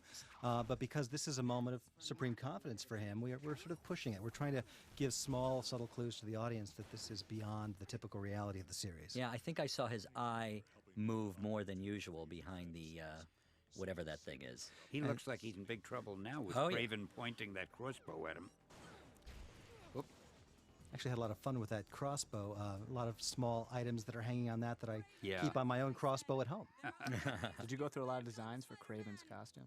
We certainly did, because the real design from the comics has the lion's mane, and that's not something that's really friendly in this medium. We'd have to animate each and every point of fur as the wind Look at him struck it. coming there. You did a Excuse nice me. job with Yeah. Did you see him scrambling across I the building certainly there? did. I want to tell you, I feel like I'm watching a live-action movie. And this could be one if it was with real actors. Well, if you shared those drugs with us, we would all feel that way, Stan. No, but really, the setup, the layouts, the editing, everything about it. No, not really. Except Yeah, we're all sitting here now watching. he's pretty upset. Well, with me, so it's worth watching. And the even the conversational parts, where in other animated shows they tend to get slow and to slow up the action. You know, they seem a little dull. This is a big moment here. Somehow, when he's talking to her, it's interesting. It's dynamically directed. If you notice that there's the same kind of cuts you would get in live action, where Right. every few seconds you go to an angle you haven't seen before. You're shooting up, you're shooting a two-shot, you're shooting singles. Exactly. And I notice his mouth moves through the costume. Precisely. Yeah. Well, that's important to show the emotion. The shadows are great too. See, and they always have an interesting expression on their face, even when they're not yelling, "Help, save me," or anything like that. A lot of pre-planning, design, and a lot of people contributing work in advance to make sure that we had the tools to make these puppets function. All right, now watch this. Stan hasn't seen this, so look at this. He's Look at this. about to take off his headpiece. She looks astonished. She sees it's Peter Parker. Oh my God. Big moment. Oh no, I can't believe it. Peter, how can this be? And you never told me in all these months? Oh my. You know, Now she's Morgan, wa- I think maybe he could be writing for us. She's walking around him. Yeah, She's looking at him from every angle. And then we go to that something's up. hint we're giving that all is not as it should be. That's All is not as it seems. Oh, was that the and act we out fade there? to black. Oh. Stan gets it. You guys are great. You really are. And nobody argued with him at that. And Audu, I remember discussing how he could take his mask off, because you really don't have they're two different models, correct? We So actually you had to build another model of his head and switch Oh. heads in a single frame. I don't like to criticize, but you talked while they were kissing. Man has no romance in his soul. Well, this is coming up to a key point here. Morgan, where'd you get the idea for the type of venom he's using? What is it? The Anacantha spider? Is that real? You know, The black acantha or something? I think Stan will back me up on this. If you say something write it with confidence and write it in bold, it doesn't have to be real. That's absolutely right, because somehow if you see it on the screen or on the printed page, you accept it. Unless it's really done terribly, which we would never do. Oh, this is a Oh, tough- wait a this minute. is tough. Mary Jane is not in good condition. Okay, here. now we went back and forth with the script and MTV so many times for her last words, because she's dying. I originally wanted to say, Peter, I'm so happy, and then she dies. So her last word is happy, because she's in his arms and knows that he shared the secret with her. And I don't remember why they didn't like it, but we had to change it. Well, it's kind of hard to think of somebody being It did happy when survive? she knows she's Is dying. that what she says? That's what she says. Wait, now Stan, look for yourself at the end of this scene. Really, this you're is coming. it? I mean, you're coming up. It's a little bit after this. He talks to Harry, God, and then you're coming up. I wish they'd get these other characters out of the way. And I know. is there a drum beat or anything to announce me, or do I just appear like anybody else? Now, not to interrupt your reverie, this is a clue with this cast on his arm. Cast on the right arm in this scene. Cast on the right arm. Earlier, Oh, left and he arm broke broken. his left arm? Yes, he broke his left arm. Now, would it surprise you if I said I noticed that? No. Well, I didn't. Okay. He's about to crush a spider. It's all symbolic. He is very unhappy. Is that because MJ died? I think it's because he had to rip his costume when he unveiled his mask and he can't sew it back together. I see. He doesn't care about MJ dying. I think he's upset because he's worn that shirt for 3 minutes. Ladies and gentlemen, boys and girls. Is that me? The one and only Stan There he Lee. is. Hold on. All right, bring her back. Hold on. But wouldn't that... I can't hear what I'm saying. Well, you're good. Well, say something. Well, I don't know what I'm saying. I can't remember this. But I look very Here it is. dramatic. Oh, wait, Isn't that what you really want? To avenge MJ's death? Who are you? How does it feel every time you picture her in your arms, dying, and Craven just running off? If I had the chance, I would kill him with my bare hands. Good. Then make the chance. I think we're supposed to be talking. No, we're listening now. I'm getting the chills. I can't I speak. want to tell you, damn, I'm good. And good looking. I just remember how much fun we had the day we recorded that. We brought you in, and we actually got to show you a lot of footage because a lot had been completed in that time. And Right. So when you went into the booth, you were just coming off of having seen a lot of stuff for the first time. Is this your first time ever speaking to Peter Parker? Stan? The only thing about this is I used to call myself One Take Lee, but it seems to me you had me do this about 8,000 times actually, before we got 11 those times. lines right. So But now it it's was worth revealed. it. That was magnificent. I stole the show. You did. And you're going to make an appearance make an in the next appearance in the next episode, one. but I don't think you get to talk. You grunt. Are those actually your grunts? We'll ask when we get to that. We we'll- didn't we'll want to see. pay you for a second episode. You didn't have anybody grunt for me, did you? Well, I don't know. Oh, We're I gonna We, really really get to we the actually bottom have of this. a professional grunt machine. That's very shabby of you, really. I'm as good a grunter as anyone, I think. We'll turn up the sound again when that comes. See, look at they're holding hands. I love that. So here we're setting up the next part of the two-parter. We're setting up that they're sending Spider-Man to assassinate Craven because they don't feel like they can approach Craven the Hunter themselves, and Spider-Man is under their spell. And Wait a Kraven- minute, is that Spider-Man talking to Peter Parker? Is that Peter Parker in the black T-shirt? That's Roland Gaines, our Harry Houdini mind controller. Harry Houdini. These are the twins. Was Roxanne modeled after Carrie-Anne Moss? She looks a little This building is perfect. Moss-esque. Moss-esque. We just sort of threw the pencil on There the you are, paper. There and- I am. Fighter, Stan! Fight! Fight it! Oh. And all of those special effects were done in our post process. That with, was it? One grunt? You're going to No, be no, back. later You're on. going to be back. They basically scared the life out of you and said, don't come back. Now, MJ, who the audience thought was killed, She's alive. She's She's alive, tied up and gagged. but she could be killed. So we maintain the threat. Well, it doesn't look like she's in a great situation. That's right. Here he goes. Whoa, I like that shot of Spidey. We had a lot of discussion about what should Spider-Man do at the end to show that he's out for vengeance. And when this shot came in, it was so cool that I actually cut it apart and used it in the main title. Yeah, we talked about having him like pass right by a mugging in progress and stuff. We realized And ignore we, them? That's right. We didn't need it. You just had to show how determined he was. That he was in action. Yeah.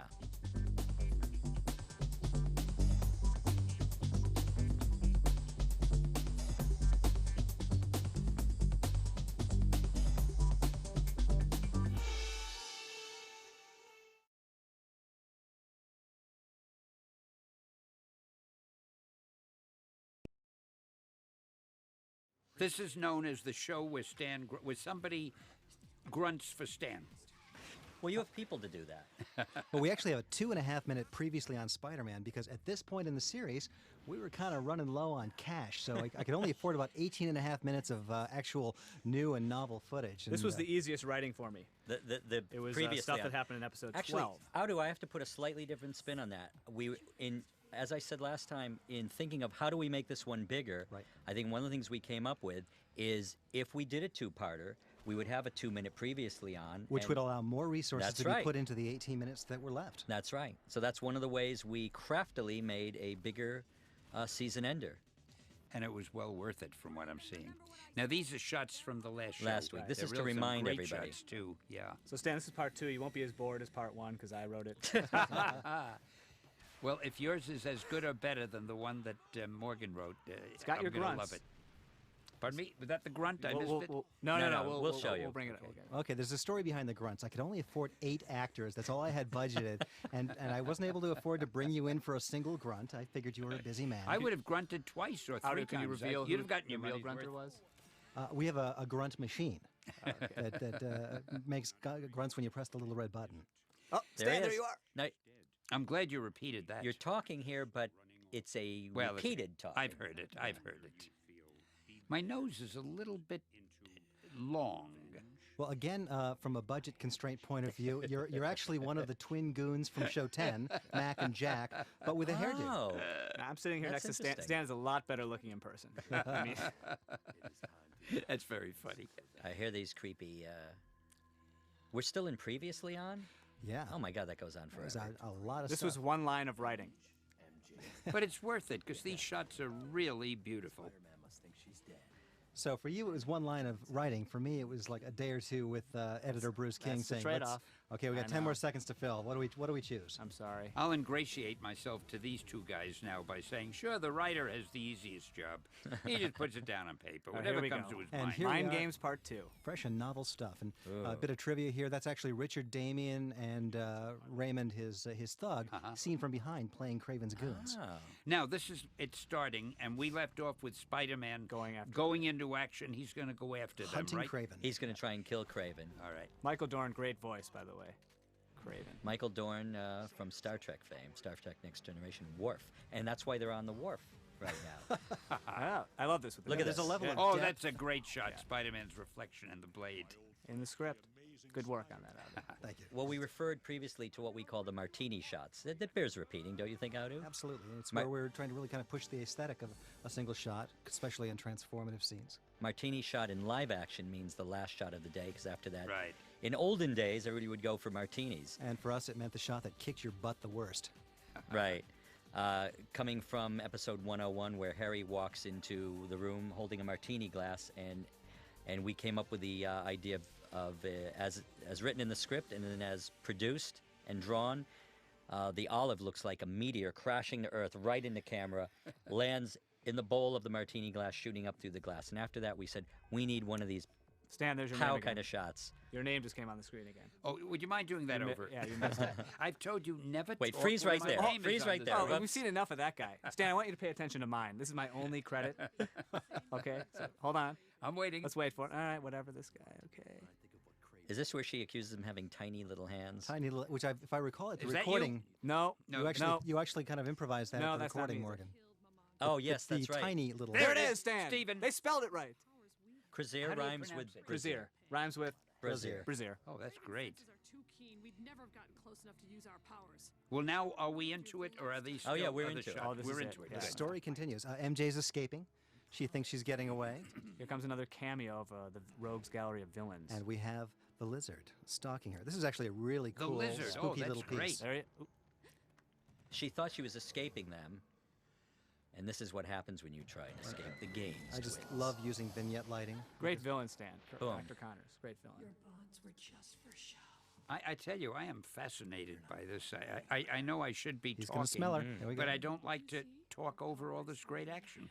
You know, I think early in the season they would not have allowed me to have a bad guy sniffing MJ, but by the last episode of the season, it was okay. And this has to be one of the best fights because it is so raw. Spider-Man thinking that Craven has killed MJ. The Oh, mitts he's are going to off. make He's- Craven pay for that. Oh, definitely. So this is their first time really meeting. The other meeting was in the mind. Yeah. Oh, this is a real meeting? This This is is a real real. mean. This is all real now. This whole episode Oh, is I real. see. And he Okay. thinks He's been programmed. He thinks Craven killed MJ. So this is the real Spider-Man trying to really kill Craven. That's right. Gotcha. But you'll see what happens to tip off Spider-Man, which is good because we don't really want him killing a bad guy. Haha. Ooh. Craven is such Spider-Man. a good character. Yes, we talked about, how do we give Craven the MTV look, and we talked about putting him in a duster a la The Matrix, to which Audu said, no dusters. No dusters. Tell us why.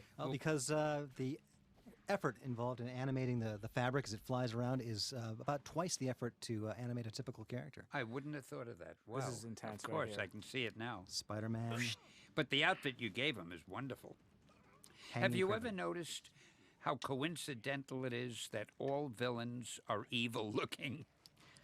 Craven's kind of a nice-looking fellow. There was that sign. That evil expression. Morgan, here's look the at this. clues. The Yes, sign these are which the fell clues. down is still up. Putting 2 and 2 together. The ESU sign was still up. Oh. He's remembering. Now watch this. This is how he remembers. Left, right, left, right. What's going on here? And he lets him go. But he's not through yet. He's not convinced yet. And that's gotta hurt. That's gotta hurt.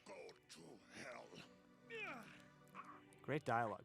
Is Craven challenging him there, or thanking him for saving him? You know, what are you talking about? Look, I killed MJ.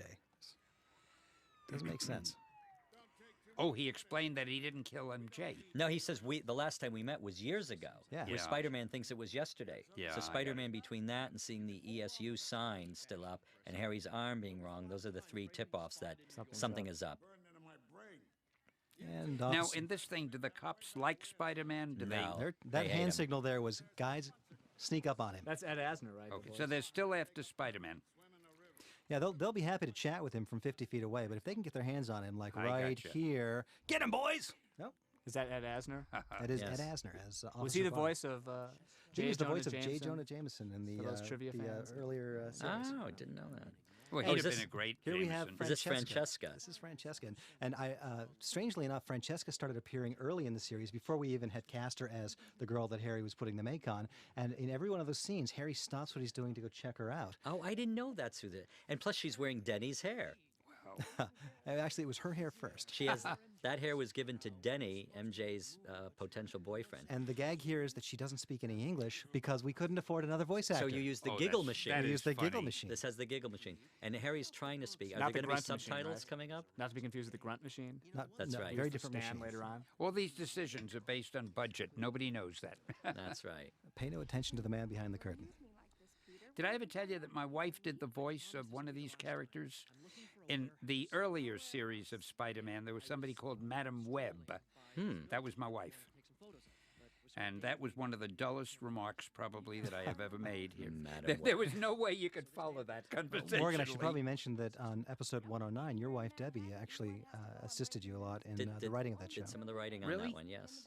Uncredited, but had a big hand in the story and a lot of the dialogue on that one. That's the Return of Electro. Did she give you a hard time about being uncredited? She was a great help doing it, and credit was not the issue. But I owe her one. You remembered all this while you were daydreaming. Whose idea was the nose ring? That actually came from us in design because one of the... Stan, there you are again. There I am, but no grunt. A bit of trivia there. The address that's listed is Excelsior Drive. Oh, I didn't notice. I love that. That's great. I was actually working up in Canada at Mainframe, and I got a phone call from downstairs saying, "What should the address be?" I said, "Excelsior Drive." And the date, the numbers before it are actually the release date of the Spider-Man feature film. You're a great man, Aaron. Stan, Who at is the end ever of gonna this figure this episode, out? Stan, you have to Pardon sound me? off. At the end of this episode, you have to sound off to the true believers. Oh, I'll be happy And give us to. an Excelsior. I'll be happy to. All right, what do we have in here? Okay, so now he's figured out where to find... Figured out where He's he was off to held the captive. warehouse. He's going to try to rescue MJ. He's going to... No, he has to go roust Stan's character first. He knows he's been Oh, wait. Yeah, victimized. Stan, you're coming up soon, I think. Okay, the grunt. The grunting. Nice TV set. All the TV sets in this series are a high-def and flat screen. If I wrote this in live action, it wouldn't be broken, right? They wouldn't break the TV. Well, actually, notice I kick it off screen Ah, before you don't we see it actually break. explode it. Steve, that's exactly what we would do in live action. Okay. I'm sort of okay, emptying you my got me there. pockets out and counting the quarters and seeing what I could afford. I don't think in the big Spider-Man movie they were concerned about breaking one television They probably... set. Let's have 200 TVs so we can have all angles on this. Another bit of set trivia. This environment that they're in is actually the mannequin factory from episode 106, the 106. Turbojet show. Another little cost-saving device. Here he comes. Damn, I love he these starts in the film. shots. I love these shots. You know, even the way they're posed and positioned, that's almost a 3D looking shot. Oh, yeah, and the camera is Beautifully done. dialing up. Right, right. Just the ability to fly the camera around Spider-Man as he swings through the city, with the camera just floating past his shoulder, and you can look below him and see that blurred focus city. And for here, scaling Spider-Man on the side of a building, the way an insect is scaled, making him look small. Absolutely right. Just, a lot of what we were going for in terms of the. And even the coloring, I think the use of color in the show is so terrific. The indoor shots, the outdoor shots, the way the characters are spotted out. And look at that camera move there, then picking up kind of almost a rack focus to what's going on below, and then it's matching the move. Brilliantly directed. Thank you. You forget you're watching things that are drawn. Our challenge was, this is a scene in the script where Spider-Man is just listening, and there's actually not much going on. That guy looks more like me driving the truck, the van. Whose head is that guy from? He's it's the gaffer. He's recurring. Generic male number 2. You'll also see him as the student with no sleeves. And Jeremy Piven did a second voice to, aside from his Roland voice, to do the whatever. He's gonna hit you guys up for more money. I love Kathy Griffin in this. She can be so evil, and then the next second she's pretty funny. Now, who is she supposed to be in this? They're the Gaines twins. They're just characters we made up, who are twins with these mental powers. I see, because she's a great-looking character. Well, they have to be. He's good, too, but somehow she caught my attention more. And, of course, Notre Dame Cathedral is located in the South Bronx. All right, now watch this carefully. She is going up the door now to escape. Keep the engine running. If I'm not back in 5 minutes... Indy's hot after the story. Indy's torn. She's not sure what she likes best, or who she likes best, Peter, or that he can help her get a good story. She's very driven. Those two are crazy. Yeah, but I'm the reason you're always in trouble. Now, she doesn't know that Spider-Man is really Peter Parker. No, she doesn't. Because she's out of the dream. That's right. Well, she didn't see episode 12. She never knew. So we got to kill her and reveal his identity, and yet we're safe. Now, what took her so long to get up here, you might be thinking? Well, it's a big stairway. No, that's not the answer. I hate to be wrong. A lot of the special effects that you're seeing right now were done in our post-process. Azariah Owens and Bruce King worked after we finished our final locked edit. That's beautiful. Fight it, Spidey. Now, she's affecting him with her power, right? It's a brain beam. Oh, this is so good. He just can't quite fight it. He did, though. He got her. He did. Wait a second. Uh-oh, at the edge of the roof. I'm getting vertigo. Grunt machine comes in. I don't like other characters grunting. See, we didn't want him to kill her, so the idea is that he stumbles back and he stumbles back and she is. But look, it's her. It's and her. Then, wait. Huh? What? Huh? Roland. You guys are really good at Look dialogue. You should be Now, writing how did these she things. get behind him when she was down there? Well, that's what Spidey's wondering. Then who did I push off the ledge? Oh my God! Oh, there's some great reveals. Wait, is this still part of a dream? No, it's not. He really just pushed Indy off the ledge. But he pushed the girl in black off the ledge. She was using her mind powers to make him think that. Oh, I see what you mean. I'm glad we get to explain this for the viewers. She is really near death. See, it's easy for you to understand. I didn't hear the words. I'm just looking at the pictures. No, I'm glad you're asking these questions. And of course, when the voice actors come to a session, they start flipping through a script and they see that they die. Yeah. They kind of get upset. Everybody wants to do a great death scene. She's not going to die, though, is she? I don't know. No, we don't know. We're leaving it up in the air. We'll decide 13, second season. You know. I see. You know, it might be a convenient way just to get rid of MJ's competition. Oh, I think, don't the stories stay more interesting if she's around? But bring in a new hot you love could do affair that, for sure. Peter. Oh, this is his commentary, anti-Spider-Man, because I know you were always doing that in the comic books. Yeah. J. Jonah was doing editorials and banner headlines. No matter what Spider-Man does that's good, J. Jonah Jameson finds a reason to look at it as though he did something bad. Gives it a reverse twist. We liked that so much, we decided to do it here in this show. That's right. That's what in episode 12, he's actually being nice to Parker, which is That's another tip-off, another clue yeah. that something is weird. Right. Oh, that's good. Sedative. Because all vials are always labeled in big, bold letters. Right. Yes. Oh, so there's still more for him to discover. Stan, there you are. There. Turn up those grunts, please. Hey, I'm in a hell of a position there. I must be a bad guy the way he's treating me. Stan, was that you grunting? I didn't hear the grunt, but I don't think there's any grunting. I think Spidey just says, "Where are they?"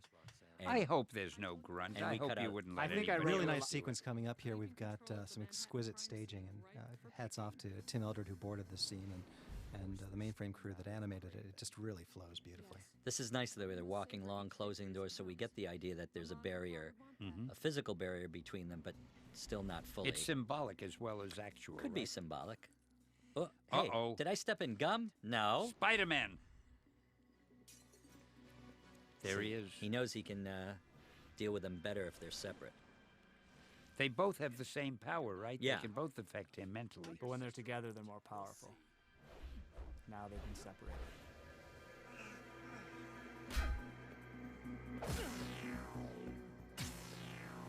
Oh, boy. Pretty tough stuff. He gave him what for? That's his sedative. Good so, night. Okay. Now, what about the girl? She's That's on the it. other side. That's why he just had Spidey sense. Personal danger. Although I have to question her judgment driving a vehicle fast through a propane factory. Well, you know, she's evil.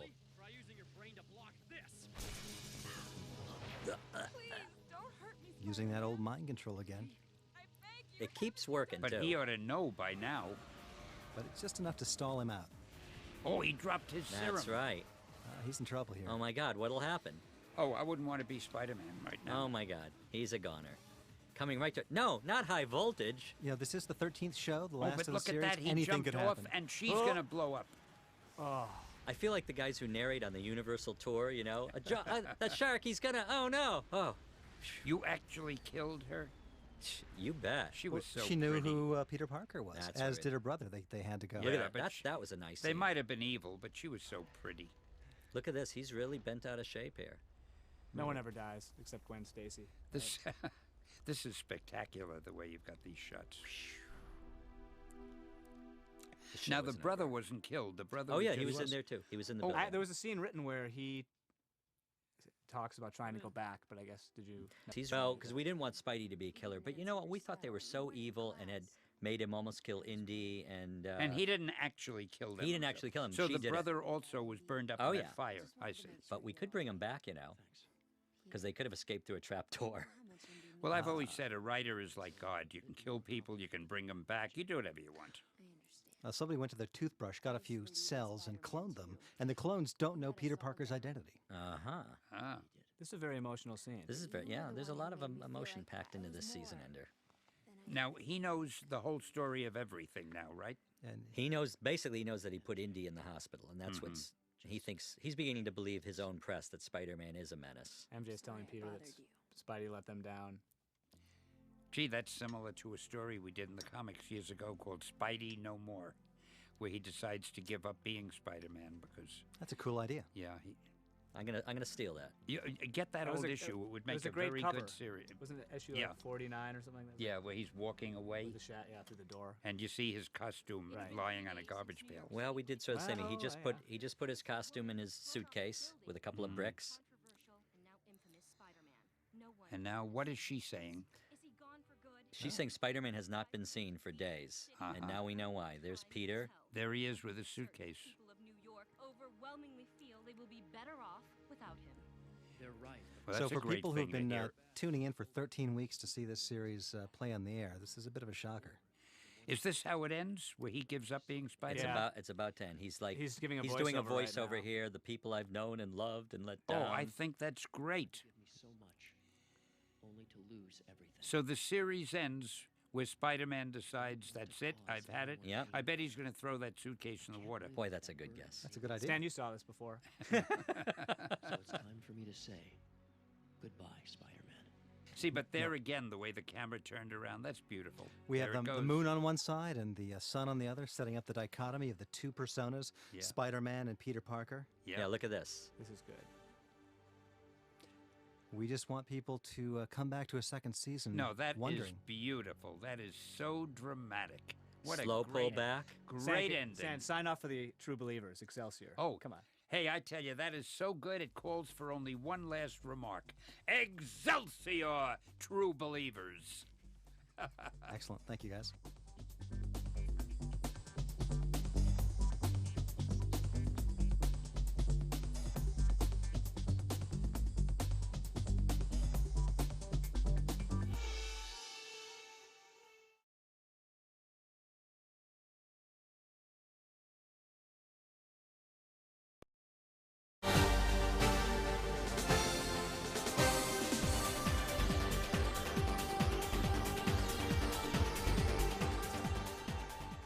Got it.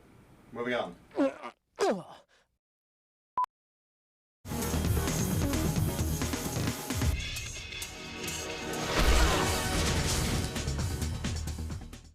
I'm Spider-Man. That was fun.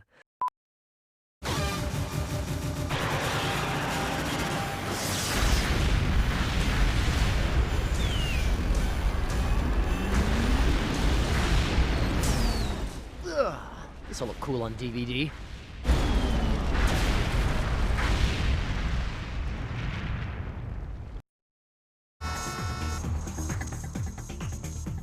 Well, we don't have a choice now, do we?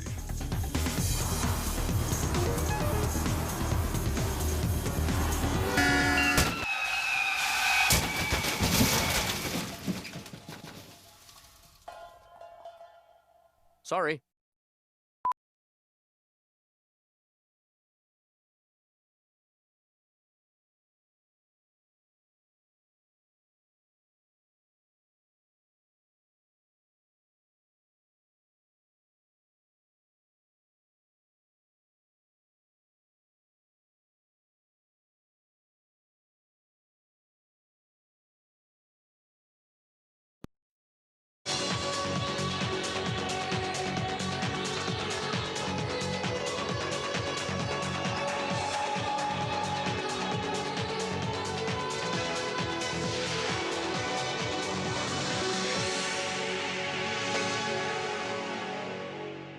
Hi, I'm John Digweed. Hello, I'm Nick Muir. I'm a DJ. I'm a musician and programmer. Welcome to our studio. For the last 6 months, we've been in here working on the music for the new animated version of Spider-Man. We have an emergency.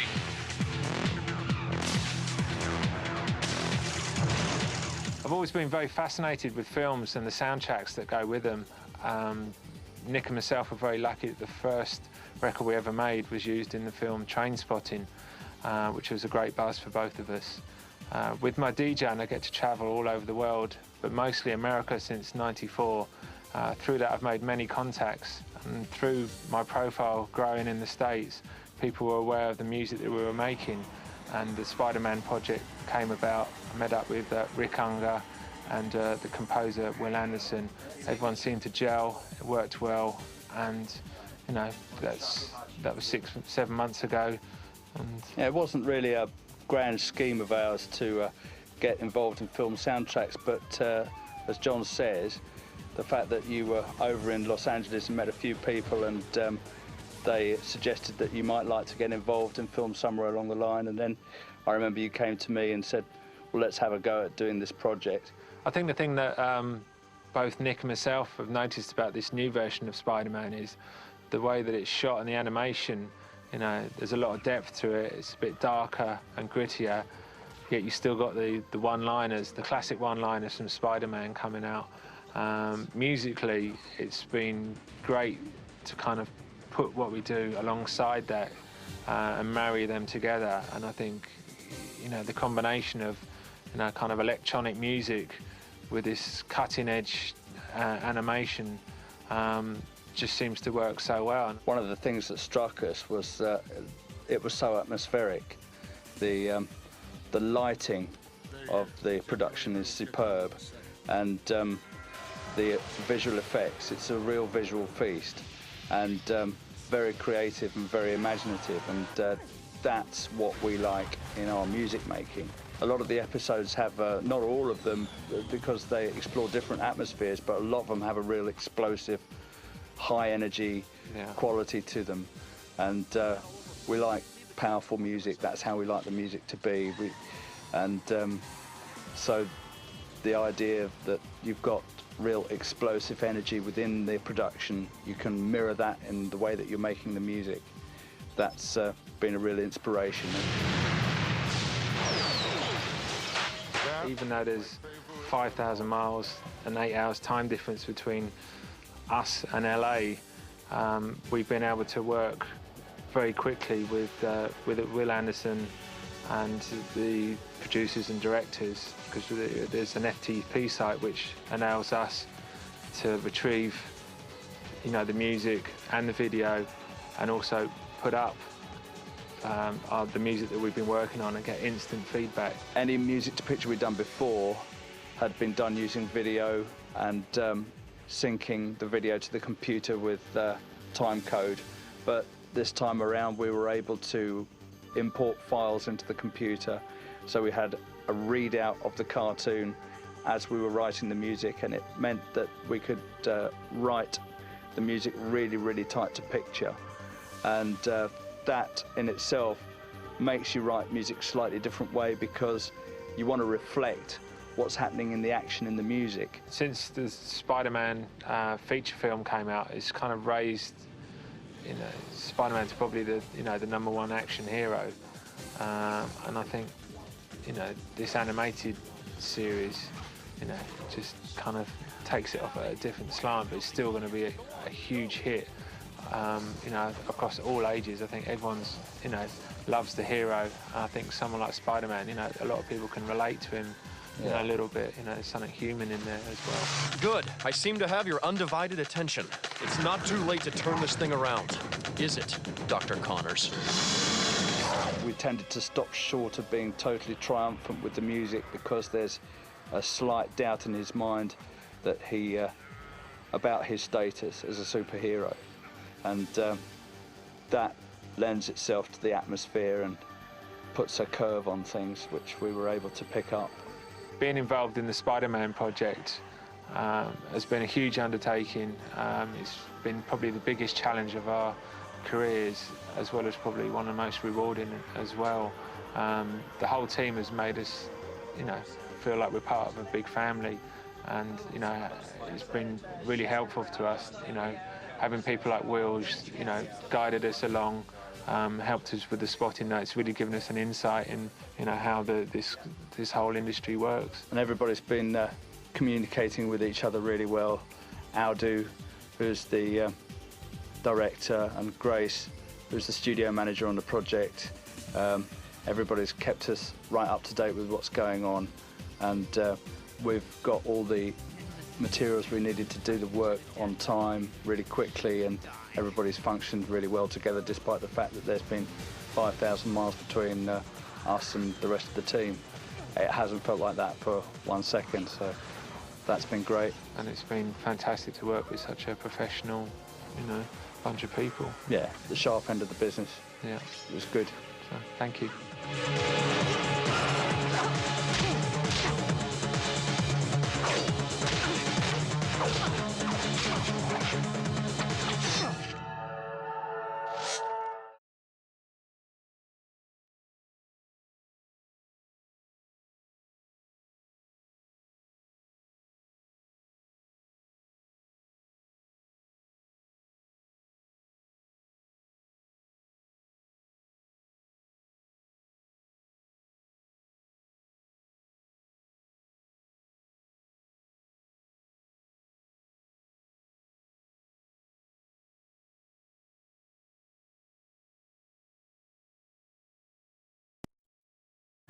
Wait a sec. If you're so hot on this girl, how come we haven't met her? You embarrassed of us or something? That's what it is. We're not good enough for her. Well, that's true, you're not. But that's not the reason. We always start, the biggest basis for us is the read. So the dialogue read is key. From the boards, we'll listen to the dialogue that we'll get from the directors. From that, we'll go into Grin, and ultimately we try to tell all the animators is loop the dialogue, close your eyes, listen to it. So what I've done here is actually loaded in the dialogue for the specific section that we're going to use. I'm just going to play it quickly for you. Sorry I bothered you. Now from this, the big thing that we tell them is they should invoke a response from you. It's not a flat read. Now you can see that MJ's going, I'm sorry I bothered you. Without looking at the storyboards and just hearing the audio, I can tell that she's obviously feeling empathy. She's very sad for this, and I naturally want to drop my shoulders and bow my head. I'm feeling meek, and I want forgiveness from this. Once we've got all our shapes defined, we're getting, if you look at the bottom here, what we're dealing with is an F-curve window. Now these are default shapes. We suggest to our animators that you don't actually use these. These are essentially a match from what we get from our TD department and our software department, who set up the shapes. Now looking through sort of our S shape here, I'm like, well, I know that she's gonna come through this and she's gonna need a little more pursed mouth. So if you notice in the F-curves, as I'm adjusting the sliders, I can adjust my default shape to what I'm getting. Next thing you'll do, we'll go through and drop in a jaw pass. Once we do the jaw, we'll go in next into corners of the mouth, happy, sad, to give us the expression through the mouth. The last pass that we do is eyes. You get the mouth shape right, people don't look at it. You get the mouth shape wrong, they can't look anywhere else. So the biggest thing we do is make sure the mouth's working. A lot of newer animators get locked into the standpoint that you gotta hit every phone in. But if you actually watch people, you realize that our mouth actually doesn't move a whole heck of a lot. There's some slight animation on the brows, Sorry, I bothered you. which is actually a key point that a lot of animators take over the top. We get a lot of Elvis eyebrows. Brows should never float. With character animation as well, it is pose to pose. Now, if we come to our bottom window here, for example, I'm going to grab my jaw curve. Off to the right, you'll see the jaw. I can add more jaw into MJ. So one way to do it here, or I can actually go through and individually move points on this line. So what I've done here is I've actually made MJ's jaw come a lot closer to her mouth. Sorry, I bothered you. So you can see I've actually dampened the jaw. Bothered you. And there's also a little bit of sardonic and side roll jaw that's happening over here. Sorry, I bothered you. Again, layer upon layer, everything's affecting each other. Want to grab lunch? I got a serious pastrami Jones working. Okay, I know that look. Extra lean, on sourdough, hold the mustard. And here I thought you weren't paying attention. I may find out that I need a little more of upturn in MJ's lips. We need her eyes to pop a little more. I need a little more range in her brows. From that, what I can do is actually go to our technical department and say, look, this is what we need. They can provide me with the answers either based on the limitations of the model, that we may not be able to do that, or we can. One of the biggest changes that we've gone into is structure keys for the character. So if you look up to the right here, you'll see that we actually have poses. Now these are a set of defined shapes for Mary Jane, where there she is sad. This is the extreme positions that we're going to push the brows. Now that doesn't mean that we can't give you a little more, or we can't give the character a little more, but this is the range, saying, you know what, for a maximum, this is how MJ looks throughout the comics, throughout her history. Every time anyone anywhere asks you to do anything, you're like unavailable. Not always. Okay. Hey, Pete, there's a party tonight at the Sigmas. Want to come? It's critical that we realize when we're in Grin, A, it is animation. It's not some mystical, magical little program that's going to do wonders for us. It still needs that creativity and input from the animator. It needs that whole creative process. So I begged the Bugle to give me an actual job, not just the freelance stuff. What'd they say? They told me McDonald's is hiring all shifts. Dude, all the fries you can eat. You don't even need to supersize. So this is the hardware test before we go to final rendering. What the low res allows us to do is take a look at if we're getting the shapes through in Grin. So it's a chance to look at the Grin file on the character from the specified camera angle in motion. It is a dress rehearsal, and if the rehearsal is successful, we go to final rendering. But you were the one who made me feel like I was more than I ever thought I could be. MJ, I just can't do this. I'm sorry I bothered you.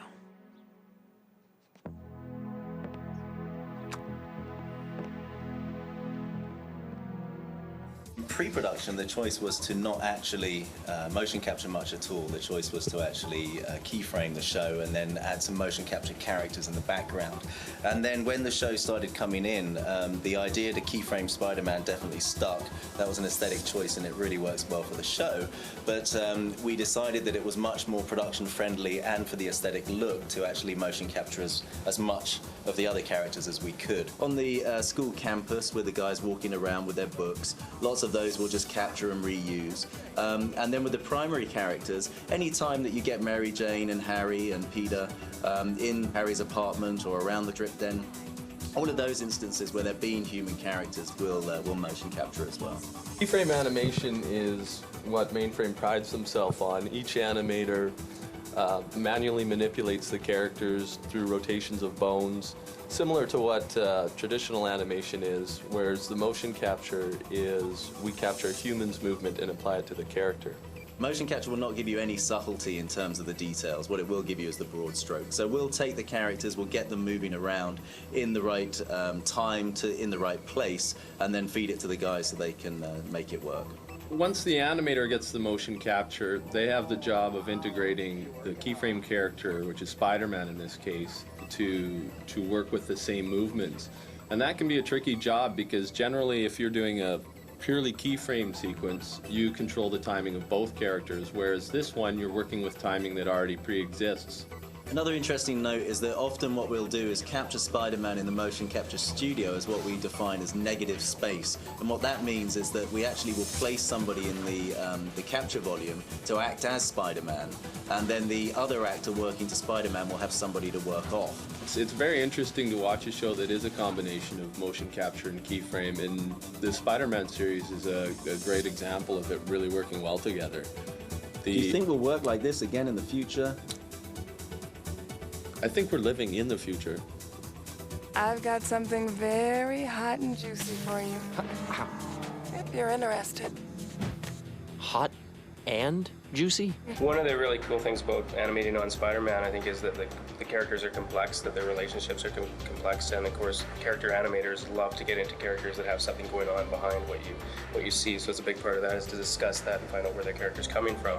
And then the diversity of the characters, like in the female characters that you've animated, they range from really nasty villains to people who have crushes on the major characters, and there's love triangles, and and everybody's got personal trials that they're going through. He's lost his dad, so there's a lot of character you can bring out.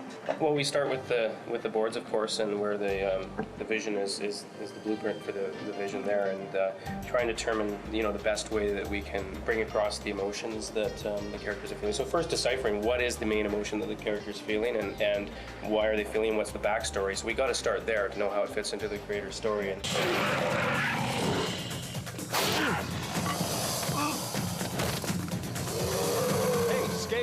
Know where I can get a little tail? With action sequences, they're fairly complicated. If there's a lot of interaction, a lot of changing of center of gravity.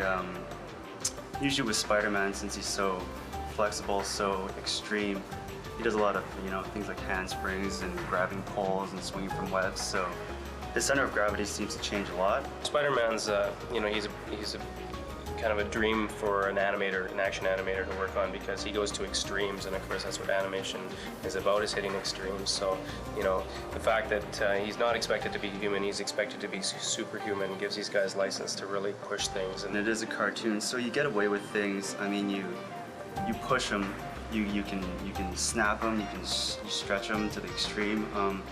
Physics and inertia are important, but you can get away with a lot of things like really quick movements, really hard landings. Seriously, ow! A single shot could take as much as a week to a week and a half we've had up to, whereas other shots might be as simple as you get 3 or 4 shots done in a day. So it's really a massive range. But for the complex shots, the key is to start with the basic blocking. Then you definitely use broad strokes, and you do something we call a Gumby animation, with this like stick people kind of walking, very stiff animation to get the major movements down. Then we make sure it's working for the camera. We make sure it's working in the sequence. There's no point working in the finer details of the shot if we find out that the general gist of it is wrong. So we try and work it up in stages, because otherwise the animators can invest a lot of time and have it just thrown out the window. NYPD's gonna be pursuing you. You won't get to the mayor. How'd you track me? You have a thing for 30mm carbine tracers. The voice acting determines the quality of the performance that the animator is going to be able to give you,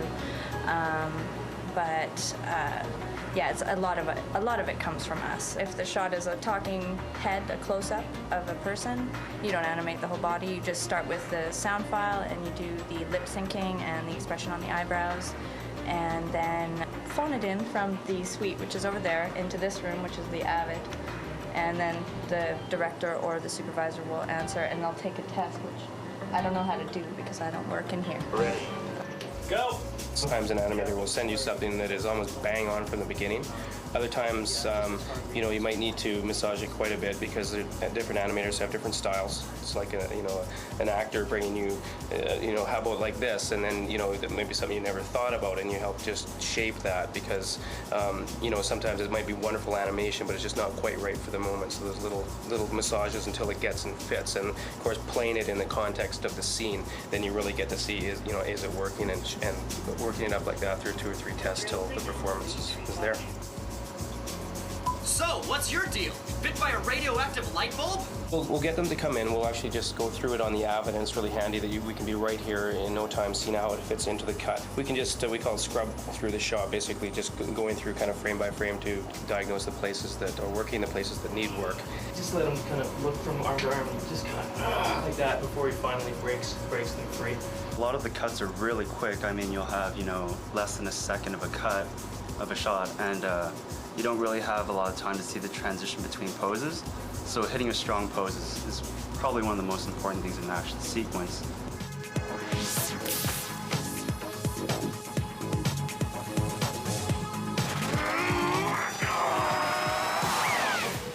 Cute trick.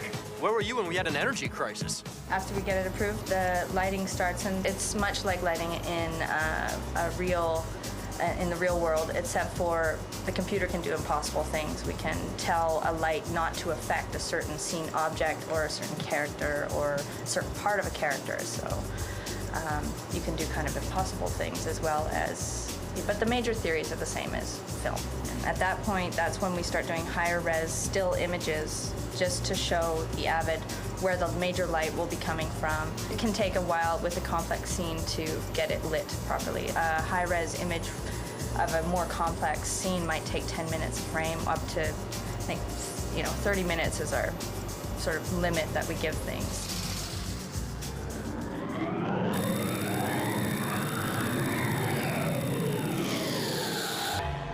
Okay, Spider-Man. Time to play hero. I hate when that happens.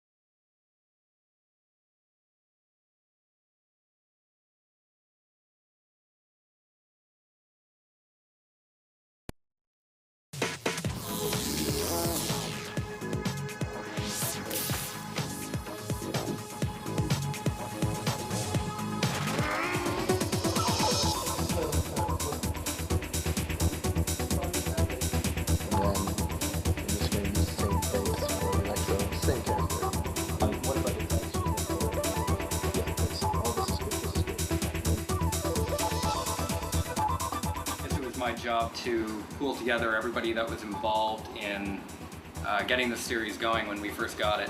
One of the things about the series was the unique look that we were required to achieve and the technical problems that we had with that. The biggest thing you'll see on screen that we did here at Mainframe was the cartoon look of the series. From the way the characters are shaded, which is how they're painted, the two-tone look, to the ink lines that are drawn around them to make them look like a comic book. We were able to compress what was normally a three-dimensional world and give it a real flat 2D space. Comic books are good for reference as a starting point. There's certain things that work well in a still frame that really don't work that well when the characters are moving. A lot of ink detail in the darker areas of the image doesn't translate well into motion. In our first test of this, we had nothing but black contours, and with that, we found we were getting everything looking too muddy. As you get farther back, it's going to be noisier. At this stage here, we have contours that match the tone of the object that they're applied to. So in this example of Mary Jane, you can see that on her face versus her hair versus her lips versus her clothing, there are different colors for the contour lines. And one thing you have to be careful about in these situations is that where the two different models intersect, because of the different colors of the contours, it can flicker because it's not sure which color to use. Especially getting more complicated organic shapes, things start swirling all over, you get very distracted. We had about 3 months to develop the Spider-Man model and test him and make sure that everything with Spider-Man would work.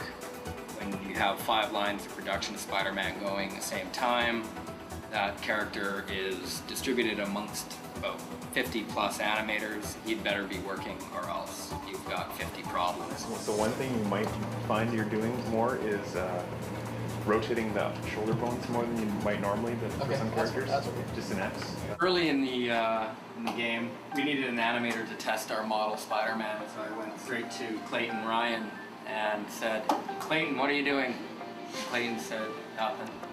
And I said, "You want to work on Spider-Man?" Clayton just grabbed his things and left straight to the Avid and started to work on a number of shots. I mean, early on we were experimenting with Spider-Man galloping up a wall like a horse or something like that on all fours, just to make him go super fast. Rounding corners on all fours, using his web line in new and innovative ways, like throwing it out from his wrist and just kind of spinning it like an actual spider would, building a web.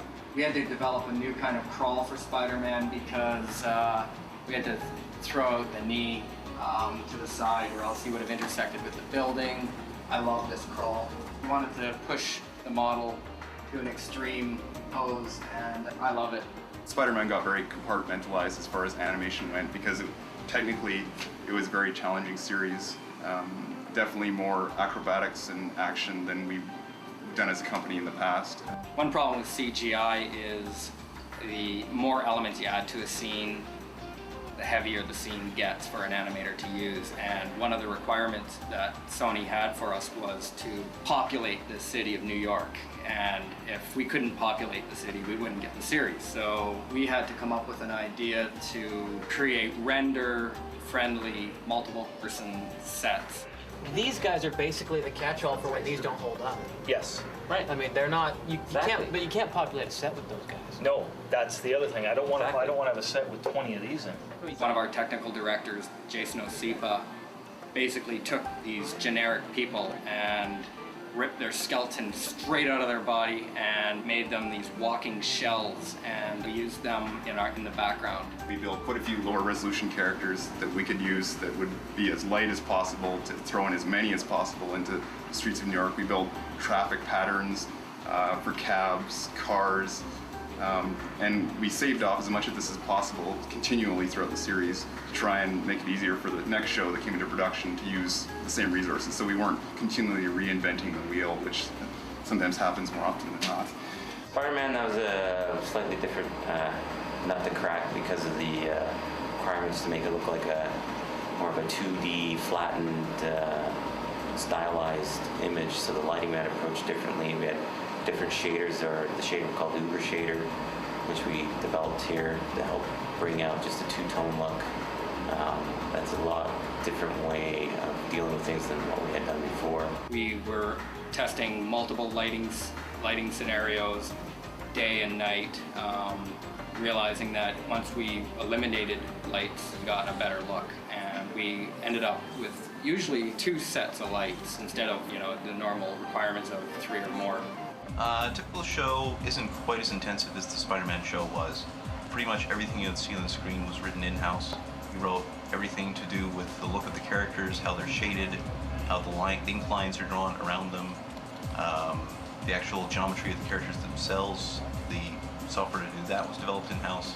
In the pre-production early phase, we dealt with software a lot to deal with more of the management of the shaders and how we can get these thrown onto all the different materials for all the different characters, and how we can edit them quickly without going into each shader every time to open everyone up, which I had to do at the beginning, which is kind of crazy, going in 300 shaders and clicking a bunch of little switches for each one, things of that nature, trying to make things more efficient for just the whole production process. But in this situation, because the sets and the characters were being reused so often, it was quite a challenge to create something that was actually reusable in many different scenarios, and still have that the contrast between the character and the backgrounds. Well, Spider-Man was basically an extremely difficult model to work with. Typically with television, we don't have to worry so much about how the muscles are properly moving because you can cheat it a little bit. Spider-Man, because they want actual geometry for muscle tone, we had to make sure that the muscles do deform properly to the bones. Every point that you see on each intersection, they have to be mathematically calculated in percentages as to which bone it'll rotate with, it'll deform with. And in dealing with the textures, we basically had to localize different geometry within the body. So we actually had to hand paint the webs on the geometry. And then in certain areas, I guess we'd have to create little highlights to emphasize the muscles. Traditionally in Mainframe, we've been working on shows that have that 3D look, and Spider-Man is our first full-scale production that's in 2D. And so some of the modeling methodology had to change. This would be pretty much the final look of some of our other previous productions. And with our shader on, the difference is night and day. This is Mary Jane here with our Ubermatte shader. And what it does is it creates a plateau of the diffuse so that you have two separate colors. And also, we have the contour shader on. So it's definitely got the toon look. One thing we also had to be very careful of on this show that we found out early on is we can't build characters the way we do for normal three-dimensional shows. Normally, you want to build something with nice, soft curves because that's the way people look. But in the case of this show, because the software that draws the ink lines is more sensitive to sharp angles than it is to gentle angles, we had to chisel a lot of the characters. So what we had to do, for instance, with Mary Jane here, is to create the lines that Sony wanted for her nose. We had to give more acute angles for the nose, and in doing so, the contour will actually show up. It's surprisingly difficult to tell a computer to draw something two-dimensional as opposed to three-dimensional.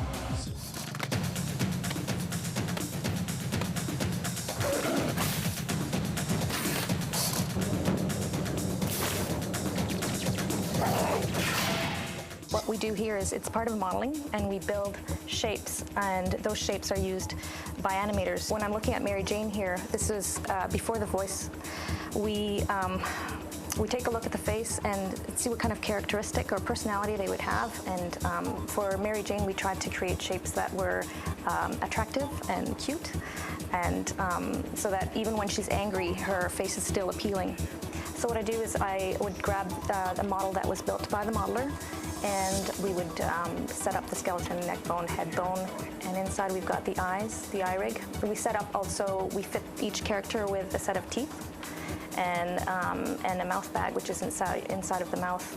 Since we're focusing on the grin head only, I remove the hair, the jewelry, the necklace and the earrings, and build the shapes, starting with the mouth. And then from the mouth, we work with the eyes and the eyebrow shapes. It pretty much includes everything that the face expresses. For a second, seeing you behind the desk, you looked just like some of those photos of your father. They give us an animated file that shows MJ going through all of her various different building block positions. Some of these get used sometimes, some not all of them, but they're all kind of in the palette that the artist can use. What I'm doing is I take a snapshot of the model in each of these different key poses and find out what's happening within the model, where the jaw is moving to perhaps, where the eyes are looking, what shape the face is in. And what I use that information for is plugging that into our in-house software called Grin. That's what the animators are going to use to sync up their character's performance to the dialogue. This is a completely customizable interface that changes from show to show. The animators have given us a lot of feedback on what kind of controls they want in this, and we put it all together. And so the end of my job is when I've set up a character like this, and I hand that off to the animators to use. Is there something I did that I should know about? Stole your seat on the subway? Okay, now you're definitely not getting an apology.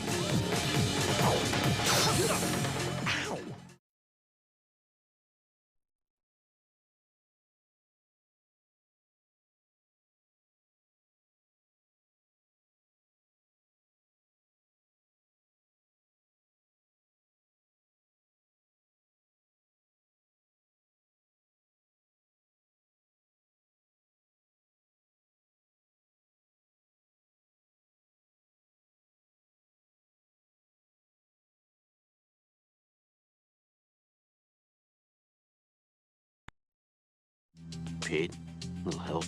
MJ, you see, Harry, like all great men, knows that actions speak louder than words. Huh. Is that so? In that case... How you doing? Hey, at least let me enjoy it for a minute.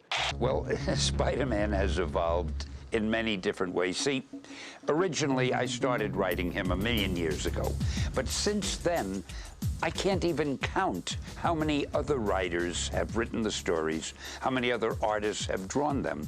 Now, as you can imagine, every time a new writer takes over the series, he will put his imprimatur on it. He'll give it his style. The artist will always give it their style. So over the years, he's changed slightly, but he's never deviated from the basic concept that he has to be a realistic, believable, empathetic, heroic character. When we knew we were doing Spider-Man as a CG animated show, we were so excited because there were so many opportunities artistically to do something that had never been done before. Adu's enthusiasm is very infectious. He has believed 1,000% in this project and has said from the very beginning, you guys aren't going to believe how it's going to look. And it's just fantastic, and we've done this, and the technology is unbelievable. And, you know, as an actor, you nod and you go, all right, can't wait to see it. I'm not going back to the gulag. Don't worry, I've got other plans.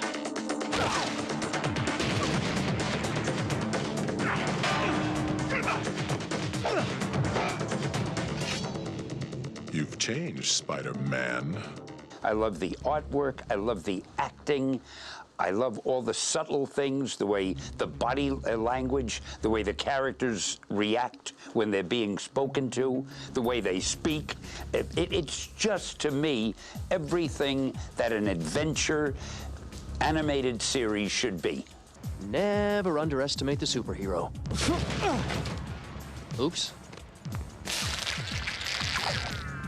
That never happens. Prior to Spider-Man, I actually had 2 other series that were also computer animated. Shows like Starship Troopers and Heavy Gear. Starship Troopers was a 40-episode series, did very, very well. It was actually nominated for an Emmy. It was a very realistic space drama set in far-flung galaxies where we fought bugs and people had great adventures. So, having worked in CG before, we knew we wanted to do something fresh, something different. And for us, trying to figure out what exactly that was going to be was a really dynamic process. We wanted something that would be very pleasing to the eye. We wanted something that was very colorful, that had opportunities for lighting that traditional 2D animation did not permit. We found that the closer we got to realism, the creepier the characters got. They're sort of like stuffed, flayed people or marionettes, you know, Thunderbirds are go. And the closer we got to perfecting it, the more off it felt. So it was a very natural choice to say, let's go somewhere else. Let's make a choice that's very graphic.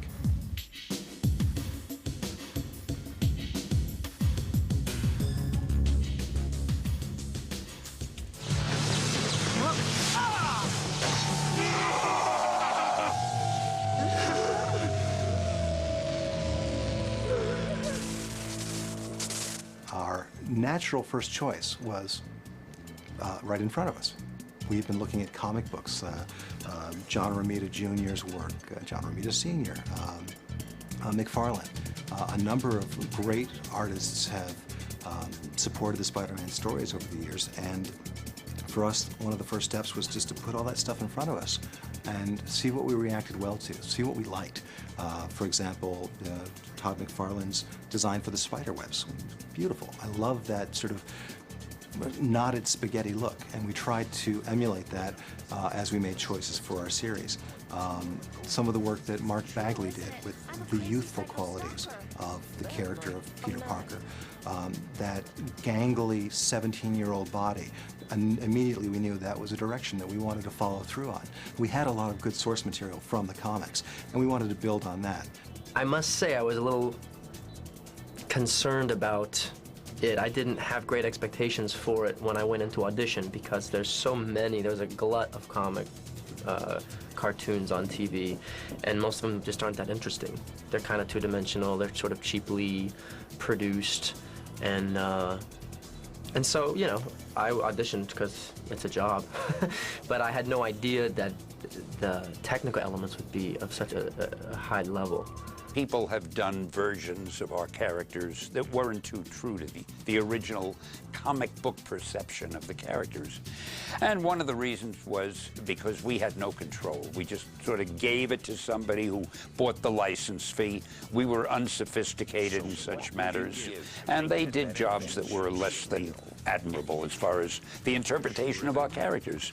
We are so fortunate now. I really have made it a point not to butt in as long as we have the best possible people doing the project. I had such confidence in the people who were working on the show, and after seeing the show, they more than exceeded my confidence. Spider-Man swallow the bait. Sucked in the whole hero package like it was clean air, just like you predicted, Kingpin.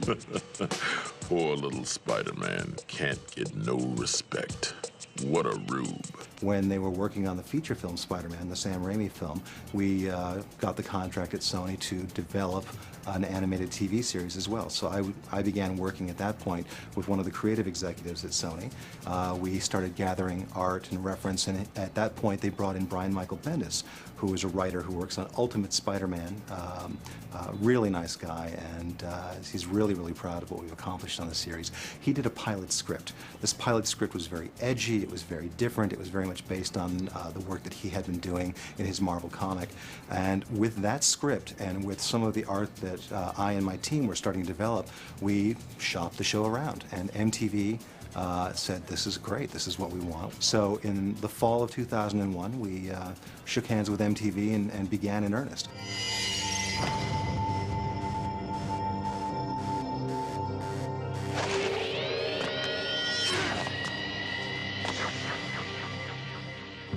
Looking a little too good there, Peter.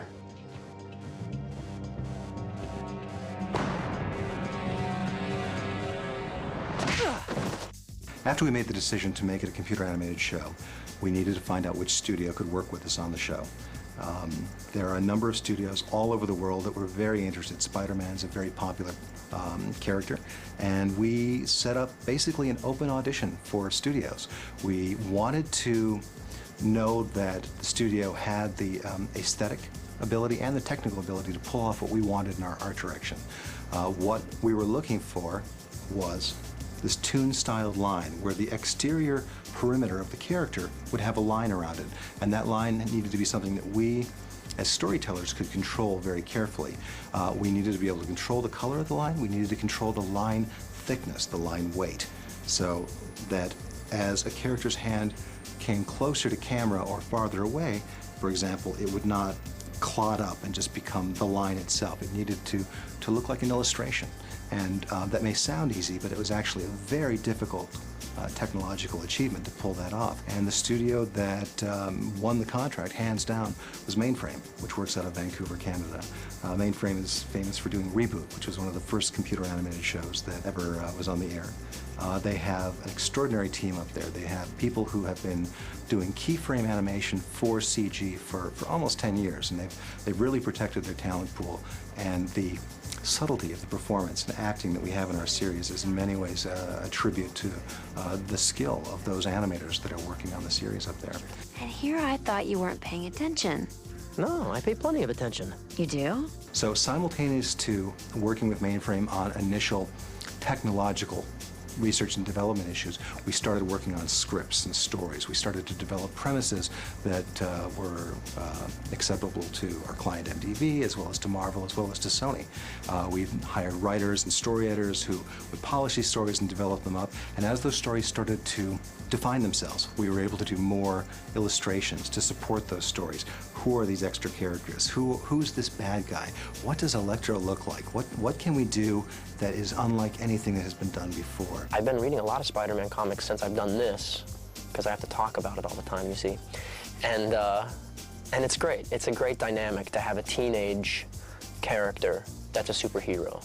No, that's okay. Maybe you'd like to sit behind the desk. Just let me know. I certainly have nothing better to do in my own office. Sorry, Mr. Jamerson, I've got to go. Parker, get back here. I'm not done throwing you out. The writing process for a show like Spider-Man is very dynamic. There's a number of people that are involved.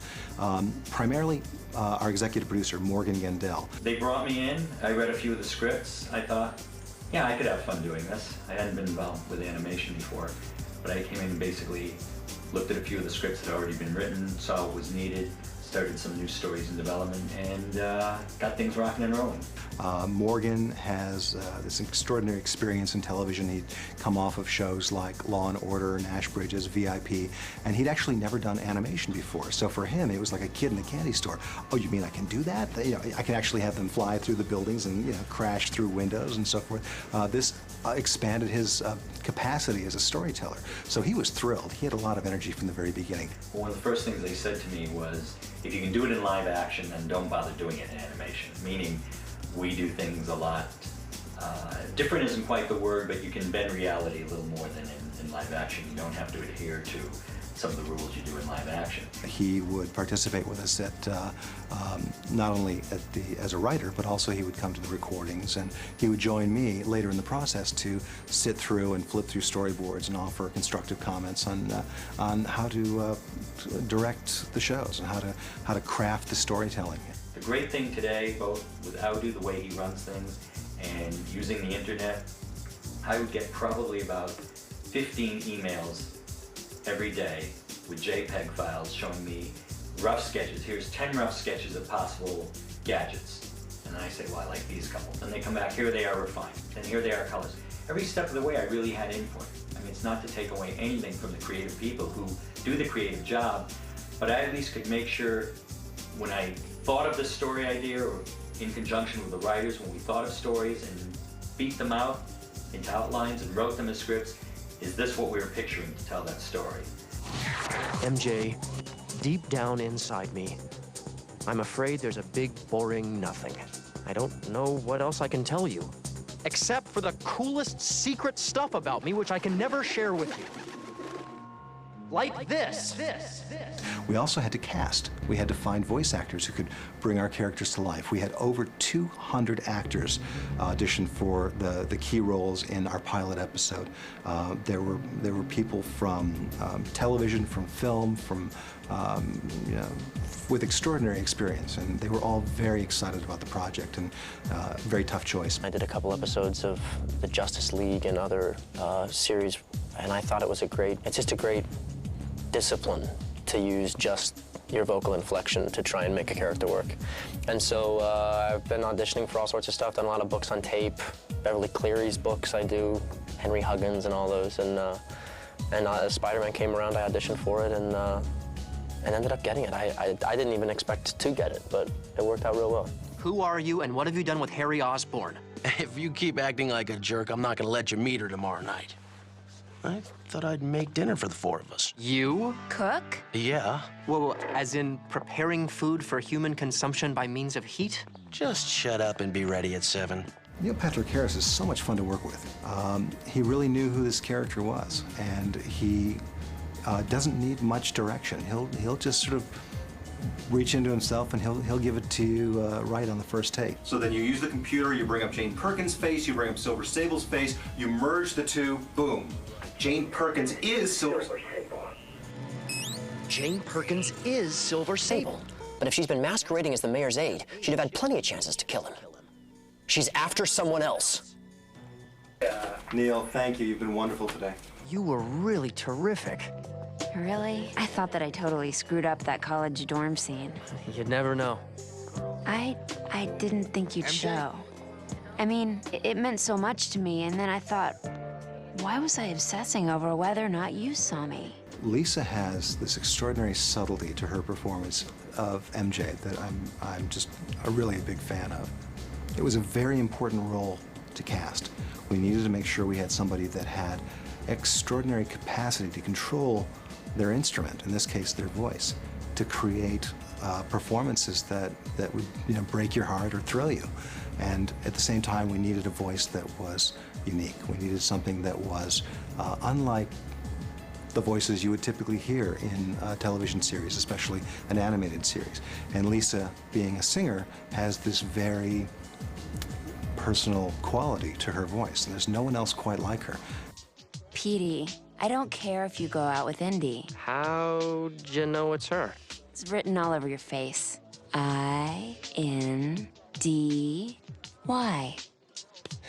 Hey, I broke up with you too. How come you never write on my face? One of the great challenges to being a voice actor for animation is being in the moment. And the challenge is that you're really in a room with microphones in front of you, often other actors around you, a music stand in front of you with pages of script, and sometimes they're not the same pages that you received the night before and you actually studied and rehearsed. You're basically kind of reading live off of the page, but you've got to be able to imagine that you are falling off the side of a building, that you are swinging through the city, that you are about to be kissed by a man in a spandex suit who's dangling upside down from the side of a building. And that requires a lot of imagination, and then that translation process to actually make it live through your voice. It's a rare talent. Hey, guys. Hey, MJ. Wow, is that Harry Osborn awake before 6 p.m.? Yeah, what's up with that? Sigma party tonight. You there? There's a party? Yeah, I'm there. You? Oh, yeah, I'm definitely party deprived. There's a party? So then we have a radio play. This is the tool that allows the storyboard artist to proceed with creating a visual performance that's sometimes up to 2,000 to 2,500 panels that basically defines what the film will be. Anytime there's a change, anytime there's a transition in story, somebody moves, somebody reaches, picks something up, somebody speaks, somebody has a change in their motivation in a performance, it has to be drawn. It has to be created as a blueprint that the animators can then follow faithfully. Harry's bedroom and Peter's very small junior bedroom usually takes about 100 to 120 man days to create a storyboard. We then scan it into the computer and we create what's called an animatic, which is a black and white 2D video of what the whole cartoon will look like when it's finished. And at that point, the animators at Mainframe will take 2 to 3 weeks to kind of work in a very small group of 2 or 3 to sort of rough out the show.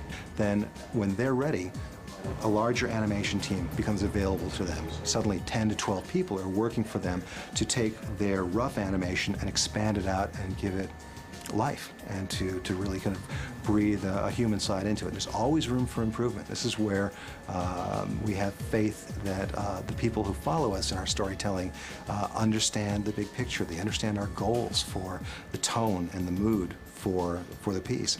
And often you'll find the animators are adding small moments, a blink, a lift of an eyebrow, that are so honest and they're so real that it blows you away when you get the footage back.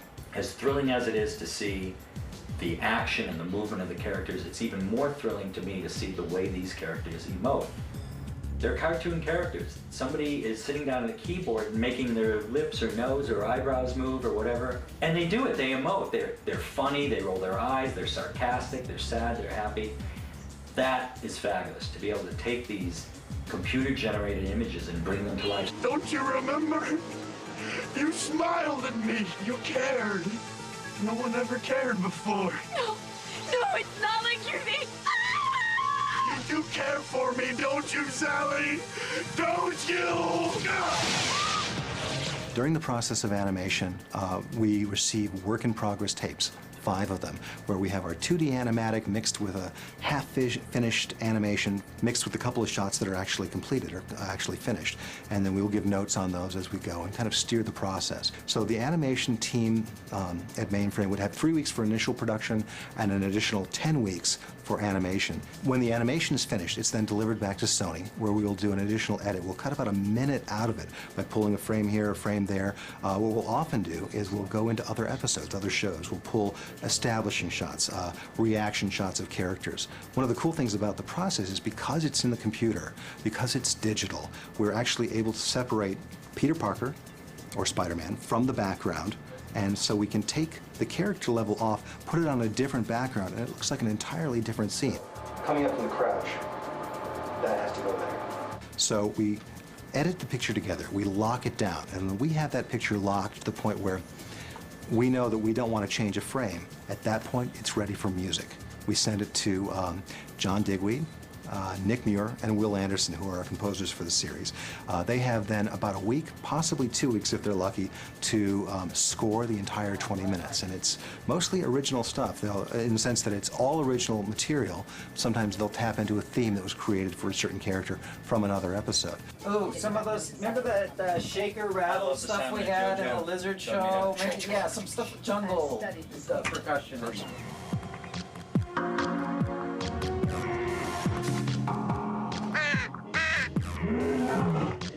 Odd hobby.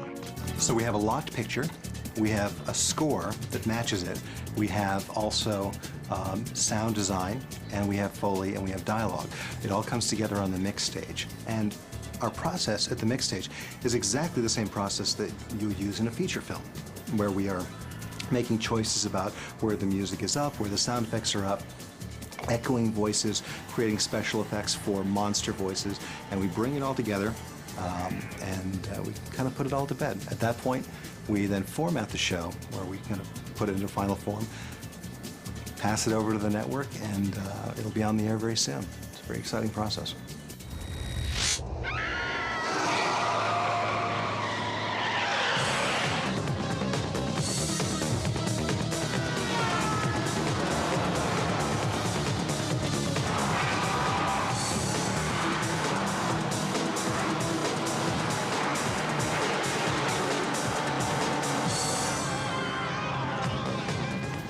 The other dynamic to it all is we do have 13 episodes. They're going simultaneously. It's an assembly line. One show starts on week 1. About a week later, maybe 2 weeks later, the next show starts. So while you've got one show commencing storyboards, you've got one that's in mid-storyboard review, you've got one that's going to be in animatic review, you have animation handout that's occurring the same week, and it's a scheduling nightmare to pull all this together so that everybody gets the time they need and that the machine is running smoothly. And vast sums of other people's money are involved, and you've got to get it right. If you do it right, they let you do it again. Funny thing, when I first began the character, I've been asked so often, how did I feel? Did I ever expect that today there'd be major motion pictures and great television animated series and so forth? All I hoped was that somebody would buy the magazine and I could keep my job and I'd keep getting my salary. And I mean, in a million years, neither I nor anybody at the company could have thought that we'd be doing an interview for a DVD. We didn't know what a DVD was. We didn't have DVs. In fact, the reason my fingers are so stinted, we were always scratching things on the walls of caves in those days.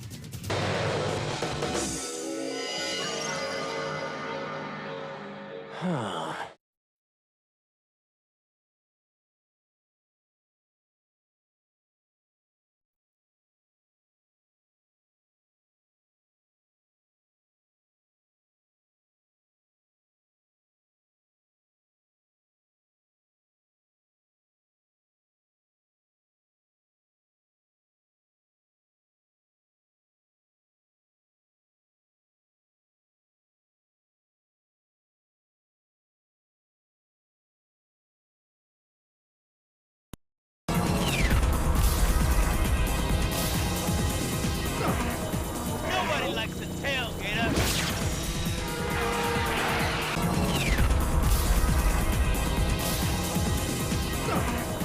Nobody likes a tailgater.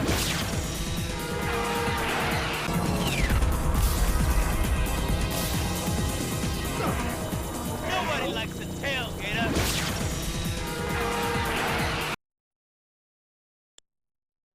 This piece is an alternate direction that we explored early in the process, where we wanted to really have the toon-styled lines defining the exterior of the character as an alternate reality, possibly spider sense.